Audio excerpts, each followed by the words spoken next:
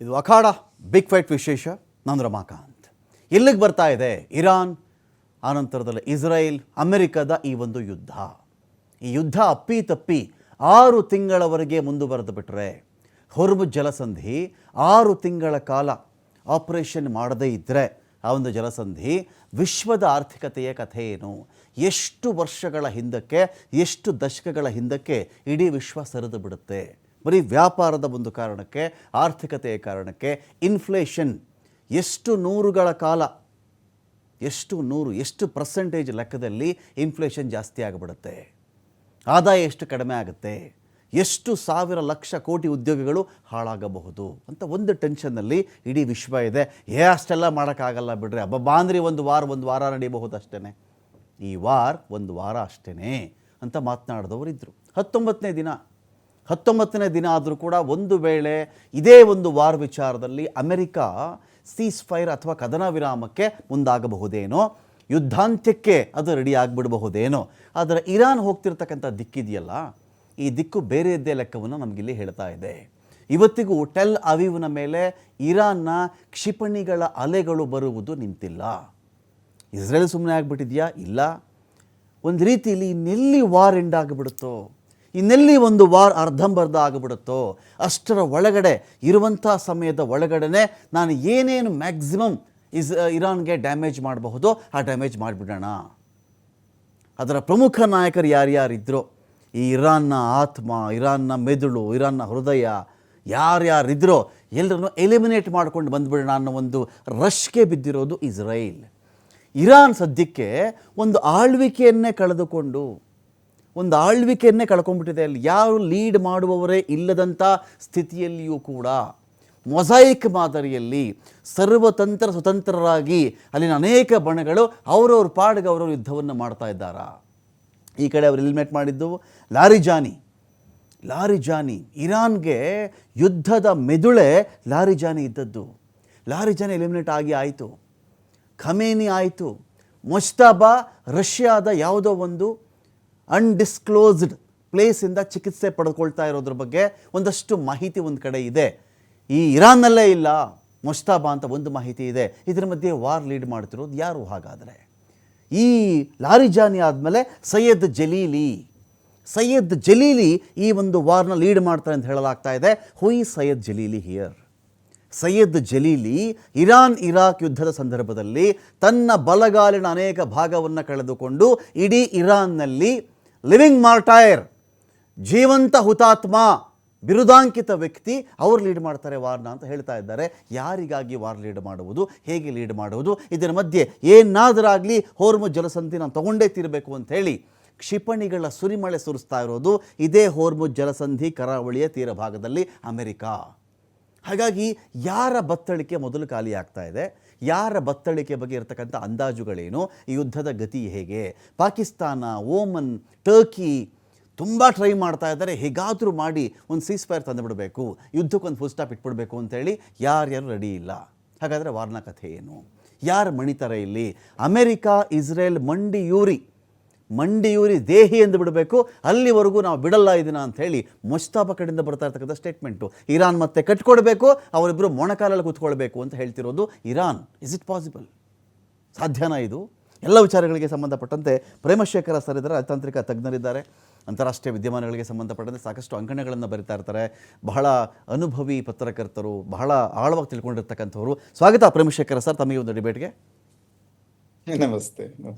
Sir, ನಾನು ಈ ವಿಚಾರದಲ್ಲಿ ಇದು ಏನೇನೋ ಆಗ್ಬಿಟ್ಟಿದೆ ಸರ್ ಕ್ಯಾಲ್ಕುಲೇಷನ್ಸು. ಈಗ ಇರಾನ್ ಕಥೆ ಮುಗಿಸ್ಬಿಡ್ತಾರೆ, ಅಮೆರಿಕ, ಇಸ್ರೇಲ್ ಇದೆ ಅಂತೆಲ್ಲ ಮಾತನಾಡ್ತಿರ್ತಕ್ಕಂಥ ಹೊತ್ತಲ್ಲೇ ಟರ್ಕಿ ಟ್ರೈ ಮಾಡ್ತಾ ಇದೆ, ಓಮನ್ ಟ್ರೈ ಮಾಡ್ತಾ ಇದೆ, ಸ್ವಲ್ಪ ಜಾಗ ಸಿಕ್ಕಿದ್ರೆ ಪಾಕಿಸ್ತಾನ ಕೂಡ ಟ್ರೈ ಮಾಡ್ತಾ ಇದೆ, ಹೇಗಾದರೂ ಮಾಡಿ ಯುದ್ಧ ನಿಲ್ಲಿಸ್ಬಿಡ್ಬೇಕು ಅಂಥೇಳಿ.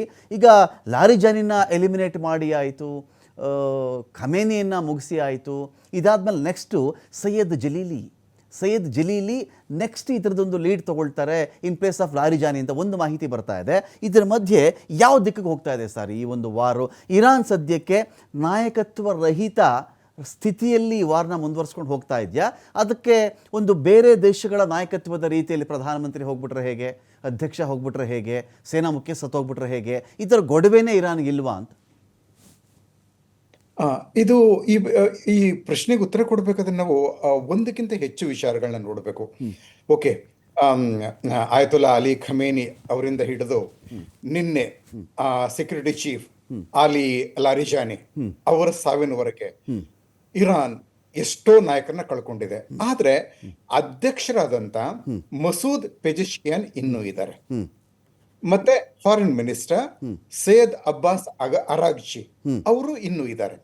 ಅದಕ್ಕಿಂತಲೂ ಮುಖ್ಯವಾಗಿ ಅಲಿ ಖಮೇನಿ ತಮ್ಮ ಸಾವನ್ನ ನಿರೀಕ್ಷಿಸಿಯೋ ಅಥವಾ ಇಂಥ ಒಂದು ಯುದ್ಧ ಆಗೇ ಆಗ್ತದೆ, ತಾವು ಬಹುಶಃ ಇರೋದಿಲ್ಲ ಅವಾಗ ಅಂತ ನಿರೀಕ್ಷೆ ಮಾಡಿನೋ ಫೆಬ್ರವರಿ ಕೊನೆಯಲ್ಲೇ ಅವರು ಇದನ್ನ IRGC ಅನ್ನ, ಇಸ್ಲಾಮಿಕ್ ರೆವಲ್ಯೂಷನರಿ ಗಾರ್ಡ್ ಫೋರ್ಸ್, ಇದನ್ನ 31 ಭಾಗಗಳಾಗಿ 31 ಇಂಡಿಪೆಂಡೆಂಟ್ ಭಾಗಗಳಾಗಿ ವಿಂಗಡಿಸಿಬಿಟ್ಟಿದ್ದಾರೆ.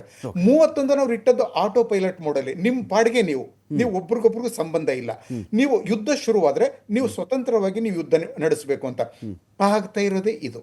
ಹೀಗಾಗಿ ಒಂದು ನ್ಯಾಷನಲ್ ಪಾಲಿಸಿಯನ್ನ ನಾವು ಅನೌನ್ಸ್ ಮಾಡ್ತೀವಿ ಅನ್ನೋದಕ್ಕೆ ಪೆಜಿಶಿಯನ್ ಮತ್ತೆ ಅರಾಗ್ಚಿ ಇದ್ದಾರೆ. ಆದ್ರೆ ಈ ಯುದ್ಧವನ್ನ ಮಾಡ್ತಾರೆ ಹೆಚ್ಚು IRGC ಇದೆ. ಸೊ ಇದು ಎಷ್ಟು ದಿನ ಹೋಗ್ಬೋದು ನೋಡಿ. ಇದನ್ನ ನೋಡೋದಾದ್ರೆ ಆಕ್ಚುಲಿ ಕಳೆದ ಜೂನ್ ತಿಂಗಳಲ್ಲಿ ಇರಾನ್ ಆಲ್ಮೋಸ್ಟ್ ತನ್ನಲ್ಲಿ ಇದ್ದಂತ ಒಂದು 450 ಈ ಒಂದು ಮಿಸೈಲ್ ಲಾಂಚರ್ಗಳಲ್ಲಿ ಲಾಂಚಿಂಗ್ ಸಿಸ್ಟಮ್ ಇದರಲ್ಲಿ ಒಂದು 200 ಕಳ್ಕೋತು ಇಸ್ರೇಲಿ ಮತ್ತೆ ಅಮೆರಿಕನ್ ಬಾಂಬಿಂಗ್ ನಲ್ಲಿ. ಆದ್ರೆ 8 ತಿಂಗಳಲ್ಲಿ ಆ 200 ಮತ್ತೆ ರೀಬಿಲ್ಡ್ ಮಾಡ್ಕೋತು. ಈಗ ಯುದ್ಧ ಶುರುವಾಗುವಾಗ ಇರಾನ್ ತನ್ನ ಫುಲ್ ಕೆಪಾಸಿಟಿ ಪಡ್ಕೊಂಡಿತ್ತು. ಆದ್ರೆ ಯುದ್ಧದ ಮೊದಲನೇ ದಿನ ಅವರು ಅಂದ್ರೆ ರಿಯಾಕ್ಟ್ ಮಾಡಿದ್ರಲ್ಲ, ಫಸ್ಟ್ ಎಷ್ಟು ಲಾಂಚ್ ಮಾಡಿದ್ರು ಅವರು ಕ್ಷಿಪಣಿಗಳನ್ನ 480 ಕ್ಷಿಪಣಿ ಅವರು ಯುದ್ಧದ ಮೊದಲನೇ ದಿನ ಲಾಂಚ್ ಮಾಡಿದ್ದು. ಒಂದು ವಾರ ಕಳೆಯೋದ್ರೊಳಗೆ ಅದೆಷ್ಟಾಗಿತ್ತು, 40ಕ್ಕೆ ಬಂದಿಡ್ದಿತ್ತು ಒಂದು ದಿನಕ್ಕೆ. ಮತ್ತೆ ಇದು ಡ್ರೋನ್ಗಳು 750 ಮೊದಲನೇ ದಿನ, ವಾರ ಕಳೆಯೋದ್ರೊಳಗೆ ಅದು 60ಕ್ಕೆ ಬಂತು. ಹೀಗಾಗಿ ಕಡಿಮೆ ಆಗ್ತಾ ಹೋಗ್ತಾ ಇದೆ. ಈಗಾದ್ರೂ ಸಹ ಇನ್ಫ್ಯಾಕ್ಟ್ ಅಲ್ಲಿ ಇನ್ನೂ ಒಂದು 70% ಆ ಒಂದು ಮೊಬೈಲ್ ಲಾಂಚಿಂಗ್ ಪರ್ಸೆಂಟ್ 25 to 30 ಇದೆ. ಜೊತೆನಲ್ಲಿ ಮೊಬೈಲ್ ಲಾಂಚರ್ಗಳು ಇನ್ನೂ ಉಳ್ಕೊಂಡಿವೆ. ಅದು ನೋಡಿ, ಒಂದು ಟ್ರಕ್ ಮೇಲೆ ಇರುವಂತದ್ದು, ಬೇಗ ಒಂದೊಂದ್ ಕಡೆ ತಗೊಂಡು ಹೋಗ್ಬೋದು. ಜೊತೆಗೆ ಅದನ್ನ ಕೌಫ್ಲಸ್ ಮಾಡ್ಕೋಬಹುದು, ಮುಚ್ಚಿ ಇಡೋದು, ಮುಚ್ಚುಮರೆ ಮಾಡೋದು, ಇದು ಬಹಳ ಸುಲಭ. ಹೀಗಾಗಿ ಇರಾನ್ ಅಲ್ಲಿ ಮಂತಷ್ಟು ಅವ್ರ ಹತ್ರ ಸುಮಾರು 80,000 ಮಿಸೈಲ್ಸ್ ಇವೆ. ಶಾಹಿದ್ ಡ್ರೋನ್ಸ್ ಎಷ್ಟಿವೆ, ನೋಬಡಿ ನೋಸ್. ಹೀಗಾಗಿ ಏನಾಗಿದೆ, ಎಲ್ಲಿವರೆಗೆ ಇವರಲ್ಲಿ ಲಾಂಚಿಂಗ್ ಫೆಸಿಲಿಟಿ ಇರ್ತದೆ ಅಲ್ಲಿವರೆಗೂ ಆಕ್ಚುಲಿ ದಿನದಿನಕ್ಕೆ ಕಡಿಮೆ ಆಗ್ತಾ ಹೋಗ್ಬೋದು, ಆದ್ರೆ ಅವರು ಲಾಂಚ್ ಮಾಡ್ತಾನೆ ಇರ್ತಾರೆ. ಹೀಗಾಗಿ ಆ ಒಂದು ಇರಾನ್ದು okay, air force completely gone, navy decimated. ಈ ಮಿಸೈಲ್ ಅಂಡ್ ಡ್ರೋನ್ ಕ್ಯಾಪಬಿಲಿಟಿಯನ್ನ ಕ್ರಿಪಲ್ ಅಲ್ಲ, ಕಂಪ್ಲೀಟ್ ಅದನ್ನ ನಿಲ್ಲಿಸುವವರೆಗೂ ಈ ಇರಾನ್ ಈ ಯುದ್ಧವನ್ನ ಮುಂದುವರಿಸ್ತದೆ. ಬಹುಶಃ ಶರಣಾಗತ ಆಗೋ ಇಲ್ಲ. ಜರ್ಮನಿ ಸಹ ಹಿಟ್ಲರ್ ಸೂಯಿಸೈಡ್ ಮಾಡ್ಕೊಂಡ 8 ನಾಯಕರನ್ನ ಕಳ್ಕೊಂಡ ಮೇಲೆ ಯುದ್ಧ ಶುರು ಮಾಡ್ತಾ ಇದೆ. ಹೀಗೆ ಇರಾನ್ನ ಒಂದು ಸ್ಥಿತಿಯನ್ನು ನೋಡಿದ್ರೆ ಅವರು ಪೂರ್ತಿ ತಮ್ಮ ಕ್ಷಮತೆಯನ್ನ ಕಳ್ಕೊಳ್ಳೋವರೆಗೂ ಯುದ್ಧ ಮುಂದುವರಿಸ್ತಾರೆ. ಹೀಗಾಗಿ ಇದನ್ನ ಎಲ್ಲಿ ತನಕ, ನೀವು ಒಂದು ಒಳ್ಳೆ ಚಂದ ಮಾತು ಹೇಳಿದ್ರಿ, ಅಮೆರಿಕ ಮತ್ತು ಇಸ್ರೇಲ್ ಅವ್ರು ಎಲ್ಲಿ ತನಕ ಮುಗಿಸುವಂತ ಕೆಪಾಸಿಟಿ ಇದೆ, that we have to wait. ಆದ್ರೆ ನಿನ್ನೆ ದಿನ ಅರಬ್ ಕಂಟ್ರೀಸ್, ಗಲ್ಫ್ ಕಂಟ್ರೀಸ್ ಎಲ್ಲ ಟ್ರಂಪ್ಗೆ ನೇರ ಹೇಳಿವೆ, ಈವನ್ ಆಕ್ಚುಲಿ MBS ಸಹ, ಆಯ್ತಾ, ಯುದ್ಧ ನಿಲ್ಲಿಸಬೇಡಿ, ಕಂಟಿನ್ಯೂ ಮಾಡಿ, ಇರಾನನ್ನ ಪೂರ್ತಿ ನೀವು ಅದನ್ನ ಡಿಸೈಮೇಟ್ ಮಾಡಬೇಕು, ಅದ್ರ ಥ್ರೆಟ್ ಅನ್ನ ಕಂಪ್ಲೀಟ್ ನೀವು ರಿಮೂವ್ ಮಾಡಬೇಕು, ಸತ್ತ ಬದಲಾವಣೆ ಆಗಬೇಕು ಅಂತ. ಹೀಗಾಗಿ ಸರ್, ಮತ್ತೆ America and Israel, I think they can fight for a longer period than Iran. So ಹೀಗಾಗಿ ಈ ಯುದ್ಧ ಸರ್ 6 ತಿಂಗಳಾಗದೇ ಇರ್ಬೋದು, 6 ವಾರಗಳಾದ್ರೂ ಬಹುಶಃ ಆಗ್ತದೆ. Fine sir, fine. ನಾನು ಮತ್ತಷ್ಟು ಮಾತಾಡ್ತೀನಿ ಸರ್ ತಮ್ಮನ್ನು. ಇದೀಗ ನಮ್ಮನ್ನು ಶಶಾಂಕ್ ಜಾಯ್ನ್ ಆಗಿದ್ದಾರೆ, ಡಿಫೆನ್ಸ್ ಎಕ್ಸ್ಪರ್ಟ್. ಸ್ವಾಗತ ಶಶಾಂಕ್ ತಮಗೆ ಒಂದು ಡಿಬೇಟ್ಗೆ. ಇನ್ನೊಂದು ಕಡೆ ನಮ್ಮನ್ನು ಸಫಾನ್ ಜಾಯ್ನ್ ಆಗಿದ್ದಾರೆ. ಬಹ್ರೇನಿಂದ ಇವರು ವಾಪಸ್ಸಾದಂಥವರು. ನಿರಂತರವಾಗಿ ನಮಗೆ ಅವರು ಬಹ್ರೇನಲ್ಲಿ ಇದ್ದಾಗಲೇ ಸಾಕಷ್ಟು ಅಪ್ಡೇಟ್ಸನ್ನು ಕೊಡ್ತಾ ಇದ್ದರು ಬಹ್ರೇನ್ ಸ್ಥಿತಿಗತಿಗಳಿಗೆ ಸಂಬಂಧಪಟ್ಟಂತೆ. ಸ್ವಾಗತ Safan, welcome back to India. Thank you sir, safe ಆಗಿ ಬಂದಿದ್ದೇನೆ ಇಂಡಿಯಾಗೆ. ಓಕೆ, ನಾನು ಮಾತಾಡ್ತೀನಿ ನಿಮ್ಮನ್ನು. ಶಶಾಂಕ್ ಅವರು, ಒಂದು ಪ್ರಶ್ನೆ ಇತ್ತು ನಮಗೆ. ಇಲ್ಲಿ ಯಾರಾದರೂ ಗ್ರೌಂಡ್ ಝೀರೋ ಮಾಡಲಿಕ್ಕೆ ಸಾಧ್ಯ ಇದೆಯಾ ಈ ಒಂದು ವಾರಲ್ಲಿ? ನಾನು ಪೂರ್ತಿ ಧರಾಶಾಹಿ ಮಾಡಾಕ್ಬಿಡ್ತೀನಿ, ಇಸ್ರೇಲ್ ನಾನೇನೋ ಮುಳುಗಿಸ್ಬಿಡ್ತೀನಿ, ಆರ್ ಎಲ್ಸ್ ನಾನು ಇರಾನ್ ಏನೋ ಮಾಡಿ ಹಾಕ್ಬಿಡ್ತೀನಿ, ಆ ಸ್ಥಿತಿಗತಿ ಇದೆಯಾ ಇವತ್ತಿಗೆ? ಅದನ್ನು ಊಹೆ ಮಾಡ್ಕೊಳ್ಬಹುದಾ? ಒಂದು ಕಡೆ ನಿರಂತರವಾಗಿ ಇರಾನ್ ಕಥೆ ಮುಗ್ದೇ ಹೋಯಿತು. ಇನಿಷಿಯಲಿ ಒಂದು ಕ್ಯಾಲ್ಕುಲೇಷನ್ಸ್ ಇದ್ದದ್ದು ಒಂದು 3,000 ಕ್ಷಿಪಣಿ ಇರಬಹುದೇನೋ. ಇರಾನ್ ಬಳಿ ಇರೋದೇ 3,000 ಅಂತ ಹೇಳಿ. ಈಗ ಪ್ರೇಮಶೇಖರ ಸರ್ ಆದಿಯಾಗಿ ಅನೇಕ ವಿಶ್ಲೇಷಕರು ಹೇಳ್ತಿರೋದು ರಫ್ಲಿ, ನಾನು ಇದನ್ನು ಎಕ್ಸಾಕ್ಟ್ ನಂಬರ್ ಅಂತ ನಾನು ಹೇಳಲಾರೆ, 80,000 ಕ್ಷಿಪಣಿಗಳು ಅವ್ರ ಬಳಿ ಇರಬಹುದು. 80,000 ಕ್ಷಿಪಣಿಗಳ ಕೋಟಿನೇ ಅವ್ರ ಬಳಿ ಇದೆ ಅಂತ ಮಾತನಾಡ್ತಾ ಇದ್ದಾಗ, ಇರಾನ್ ನೆಲದ ಮೇಲೆ ಕಾಣುತ್ತಿರುವುದು ಬೇರೆ, ನೆಲದ ಕೆಳಭಾಗದಲ್ಲಿರುವಂಥ ಇರಾನೇ ಬೇರೆನಾ ಇಲ್ಲಿ? ಆ ಪಿಕ್ಚರೇ ಇನ್ನೊಂದು ಇರಾನೇ ಒಳಗಡೆ ಇದೆಯಾ ಅಂತ ಈಗ ಅಂಡರ್ಗ್ರೌಂಡಲ್ಲಿ? 100% ಇದನ್ನ ನಾವು ಒಪ್ಪಲೇಬೇಕು. ಎಲ್ಲರೂ ಅನ್ಕೊಂಡ್ರು ಅಮೆರಿಕ ಅಂತ ಬಲಾಢ್ಯ ದೇಶ ಏನು ಒಂದು ವಾರ ಇರಾನ್ ಮೇಲೆ ಬಿದ್ದರೆ 3-4 ದಿನ ಅಂತ ಪ್ಲಾನ್ ಹಾಕಿದ್ರು. ಯಾಕಂದ್ರೆ ಎರಡು ಫ್ರಂಟ್ ಇಂದ ಬರುವಂತ ವಾರ್ ಇದು. ಇರಾನ್ ಇದು US ಮತ್ತೆ ಇಸ್ರೇಲ್ ಎರಡು ಸೇರಿ ಇರಾನ್ ಮೇಲೆ ಮನಿ ಪ್ಲಸ್ ವೆಪನ್, ಮುಗಿಬಿದ್ರೆ ಮನಿ ವೆಪನ್ ಮೂರು ಇದೆ. Weapon and more over technology, world ಅಲ್ಲಿ ಯಾರ ಹತ್ರ ಟೆಕ್ನಾಲಜಿ ಇದೆ ಅವರು ಇವತ್ತು ಸರ್ವೈವ್ ಮಾಡ್ತಿದ್ದಾರೆ. ಆ ಭಾಗದಲ್ಲಿ US ಟಾಪ್ ಅಲ್ಲಿ ಇದೆ ಇವತ್ತು. ಅವ್ರ ಆರ್ಮಿ ಆಗ್ಲಿ, ಟೆಕ್ನಾಲಜಿ ಆಗ್ಲಿ, ಇನ್ನೊಂದಾಗ್ಲಿ. ಇಸ್ರೇಲ್ ಒಂದು ಪುಟ್ಟ ದೇಶ ಆಗಿರ್ಬೋದು, ಅಲ್ಲೂ ಸಹಿತ ಟೆಕ್ನಾಲಜಿ ಇರೋದ್ರಿಂದ ಸುತ್ತಮುತ್ತಲು ಎಷ್ಟು ದೇಶ ಅವ್ರಿಗೆ ಎನಿಮಿ ಕಂಟ್ರೀಸ್ ಇದೆ ಅವ್ರನ್ನೆಲ್ಲ ಹ್ಯಾಂಡಲ್ ಮಾಡ್ಕೊಂಡು ಹೋಗ್ತಿದೆ ಇಸ್ರೇಲ್. ಇರಾನ್ ಅಂತ ಬಂದಾಗ ಎಲ್ಲರೂ ಇರಾನ್ನ ಏನು ಹೇಳ್ಬಿಟ್ರು, ಇಲ್ಲ ಇದನ್ನ ಈಸಿಯಾಗಿ ನಾವು ಫೈಟ್ ಮಾಡ್ಬೋದು, ಇರಾನ್ನ ನಾವು ಟೇಕ್ ಓವರ್ ಮಾಡ್ಬೋದು. ಪ್ಲಾನಿಂಗ್ ಏನಿತ್ತು, ಖಮೇನಿನ ಸುಪ್ರೀಂ ಲೀಡರ್ ಯಾರಿದ್ದಾರೆ ಆ ದೇಶದಲ್ಲಿ ಏನು ಆ ತಲೆ ತೆಗೆದ್ರೆ ಇಡೀ ದೇಶ ಸರೆಂಡರ್ ಆಗುತ್ತೆ ಅಂತ ಅವ್ರ ಭಾವನೆಯಲ್ಲಿತ್ತು. ಆದ್ರೆ ಇವತ್ತು ಇರಾನ್ ಹಠಕ್ಕೆ ಬಿದ್ದುಬಿಟ್ಟಿದೆ. ಅಂದ್ರೆ US ಪರವಾಗಿಲ್ಲ, ನಾವು ನೋಡ್ತೀವಿ, ನಮ್ಮ ಕೊನೆ ಸಿಟಿಸನ್ ಇರೋವರೆಗೂ ನಾವು ಫೈಟ್ ಮಾಡ್ತೀವಿ ಅನ್ನೋ ಮನೋಭಾವಕ್ಕೆ ಇವತ್ತು ಇರಾನ್ ಬಂದ್ಬಿಟ್ಟಿದೆ. ಅದು ತಲೆನೋವು ಆಗಿರೋದು ಇವತ್ತು US ಗೆ. ಇಲ್ಲಾಂದ್ರೆ ಇಷ್ಟು ಡ್ರ್ಯಾಗ್ ಮಾಡೋಕೆ ಆಗ್ತಿರಲಿಲ್ಲ. ನೋಡಿ, ಇವತ್ತು ಏರ್ ಡಿಫೆನ್ಸ್ ಸಿಸ್ಟಮ್ಮು ಪೂರ್ತಿ ಹೋಗಿದೆ ಇರಾನ್ ಅಲ್ಲಿ, ಆಕಾಶ ಖಾಲಿ ಇದೆ. ಇವಾಗ ಯುದ್ಧ ನಡೀತಾ ಇರೋದು ನೀವು ಮಿಡ್ಲ್ ಈಸ್ಟ್ನ ವಾರ್ಗೂ ಯುರೋಪ್ ಕಂಟ್ರಿಗಳು ಮಾಡಿದಂಥ ವಾರ್ಗೂ ಎರಡನೇ ಪ್ರಪಂಚದ ಮಹಾಯುದ್ಧದ ಆ ಸಂದರ್ಭದ ವಾರ್ಗಳಿಗೂ ಏನು ಡಿಫ್ರೆನ್ಸ್ ನೋಡ್ತಾ ಇದೆ? ಇದು ಬಿಡಿ, ಕ್ಷಿಪಣಿ ಹಾರಿಸ್ತಾರೆ, ಇದು ಎಲ್ಲೋ 2,000 ಕಿಲೋಮೀಟರ್ ಗಡಿ ಇರಾನ್ ಎಲ್ಲಿದೆ, ಇಸ್ರೇಲ್ ಎಲ್ಲಿದೆ, ಎಲ್ಲೋ ಮಾಡ್ತಾ ಇದೊಂದು ಭಾಗ. ನಿಮಗೆ ಆ ನೆಲದ ರಕ್ತ ಅಂತ ಬಂದಾಗ ಅದು ಇಸ್ರೇಲು ಸೇರಿಸೋಣ ಮಾತಾಡ್ತೀವಿ. ಇಸ್ರೇಲ್ ಕೂಡ ಮನೆಗೊಬ್ಬನ ಇಟ್ಬಿಡ್ತಾರೆ ಅವರು. ಅವನು ಇಸ್ರೇಲ್ಗೆ ಮೀಸಲು, ಅವನು ಮೀಸಲು, ಅವನು ಅದಕ್ಕೆ ಇರಲೇಬೇಕು. ಅವ್ನು ಬೇಹುಗಾರಿಕೆ ಮಾಡ್ತಾನೋ, ಗನ್ ಹಿಡ್ಕೊಳ್ತಾನೋ, ಅದರದ್ದು ಸೀಕ್ರೆಟ್ ಏಜೆಂಟ್ ಆಗಿ ವರ್ಕ್ ಮಾಡ್ತಾನೋ, ಬೇರೆ ವಿಚಾರ. ಅದು ಇಸ್ರೇಲ್ದು ಅದೇ ಬುದ್ಧಿನೇ. ಇರಾನ್ ಅದನ್ನು ಹೇಳ್ತಿರೋದು, ಕಟ್ಟ ಕಡೆ ಮನುಷ್ಯ ಇರೋರಿಗೂ ನಾವು ಹೋರಾಡ್ತೀವಿ, ನಾವು ಮಾತ್ರ ಅಮೆರಿಕನ್ ಮಂಡಿ ಉರಿಸ್ತೀನಿ ಅಂತ ಮಾತಾಡ್ತಿರೋದು. ಮುಸ್ತಾಬಾ ಅಮೆರಿಕ ಮಂಡಿ ಇರ್ಬೇಕು ನನಗೆ, ಮತ್ತೆ ನಾನು ಇರಾನ್ ಕಟ್ಕೊಡ್ಬೇಕು ಅಮೆರಿಕ ಅಂತ. ನೀವು ಮಾತುಕತೆಗೆ ಬಂದ್ರೆ ಅಮೆರಿಕನೇ ಬರಲಿ, ನಾನಂತೂ ಮಾತುಕತೆಗೆ ಹೋಗಲ್ಲ ಅಂತ ಹೇಳ್ತಾ ಇರೋದು ಇರಾನು. ಇರಾನ್ಗೆ ಎಲ್ಲಿಂದ ಬಂತು ಈ ಶಕ್ತಿ? ಆ ಜನ ಇದಾರಲ್ಲ, ಆ ದೇಶ ಕಟ್ಕೊಂಡಿರೋ ರೀತಿ, ಅವರಿಂದ ಇದು. ಅಂದ್ರೆ ಸಾಕಷ್ಟು ಅಮೆರಿಕಾಗೆ ಏನಿತ್ತು, ನನ್ನ ಹತ್ರ ಟೆಕ್ನಾಲಜಿ ಇದೆ, ಇನ್ನೊಂದಿದೆ, ಮತ್ತೊಂದಿದೆ, ಸುಪ್ರೀಂ ಪವರ್ ಆಗಿದ್ದೀನಿ, ಮನಿ ಪವರ್ ಇದೆ, ಲಾರ್ಜೆಸ್ಟ್ ಆರ್ಮಿ ಇದೆ, ನಾನು ಯಾವ ದೇಶಕ್ಕೆ ಬೆರಳು ತೋರಿಸ್ತೀನೋ ಆ ದೇಶ ನನ್ನ ಸುಪರ್ತಿಗೆ ಬರುತ್ತೆ ಅನ್ನೋ ಮೆಂಟಾಲಿಟಿ ಇತ್ತು. ಎಲ್ಲಿಂದ ವಿಶ್ವದ ಯಾವ ಮೂಲೆಯಿಂದ ಇತ್ತು. ಆದ್ರೆ ಇರಾನ್ ಇಂದ ಇವತ್ತು ಅಮೆರಿಕ ಪಾಠ ಕಲಿತಿದೆ. ಇವತ್ತು ನ್ಯಾಟೋ ದೇಶಗಳು ನಗ್ತಾ ಇದೆ. ಅಂದ್ರೆ ನಾವು ಹೇಳಿದ್ವಾ ನಿನಗೆ ಹೋಗ್ಲಿಕ್ಕೆ, ಇವತ್ತು ನೀನು ಒಬ್ಬೊಂಟಿಯಾಗಿ ಸ್ಟಾರ್ಟ್ ಮಾಡಿದ್ಯಾ, you should finish the war, ನಮಗೂ ಇದಕ್ಕೂ ಸಂಬಂಧ ಇಲ್ಲ ಅನ್ನೋ ರೀತಿಯಲ್ಲಿ ನ್ಯಾಟೋ ದೇಶದಲ್ಲಿ ಯಾರು ಪವರ್ಫುಲ್ ಕಂಟ್ರೀಸ್ ಇತ್ತು, ಫ್ರಾನ್ಸ್ ಆಗ್ಲಿ, ಜರ್ಮನಿ ಆಗ್ಲಿ, ಇವರೆಲ್ಲ ಹಿಂದೆ ಉಳಿದಿದ್ದಾರೆ.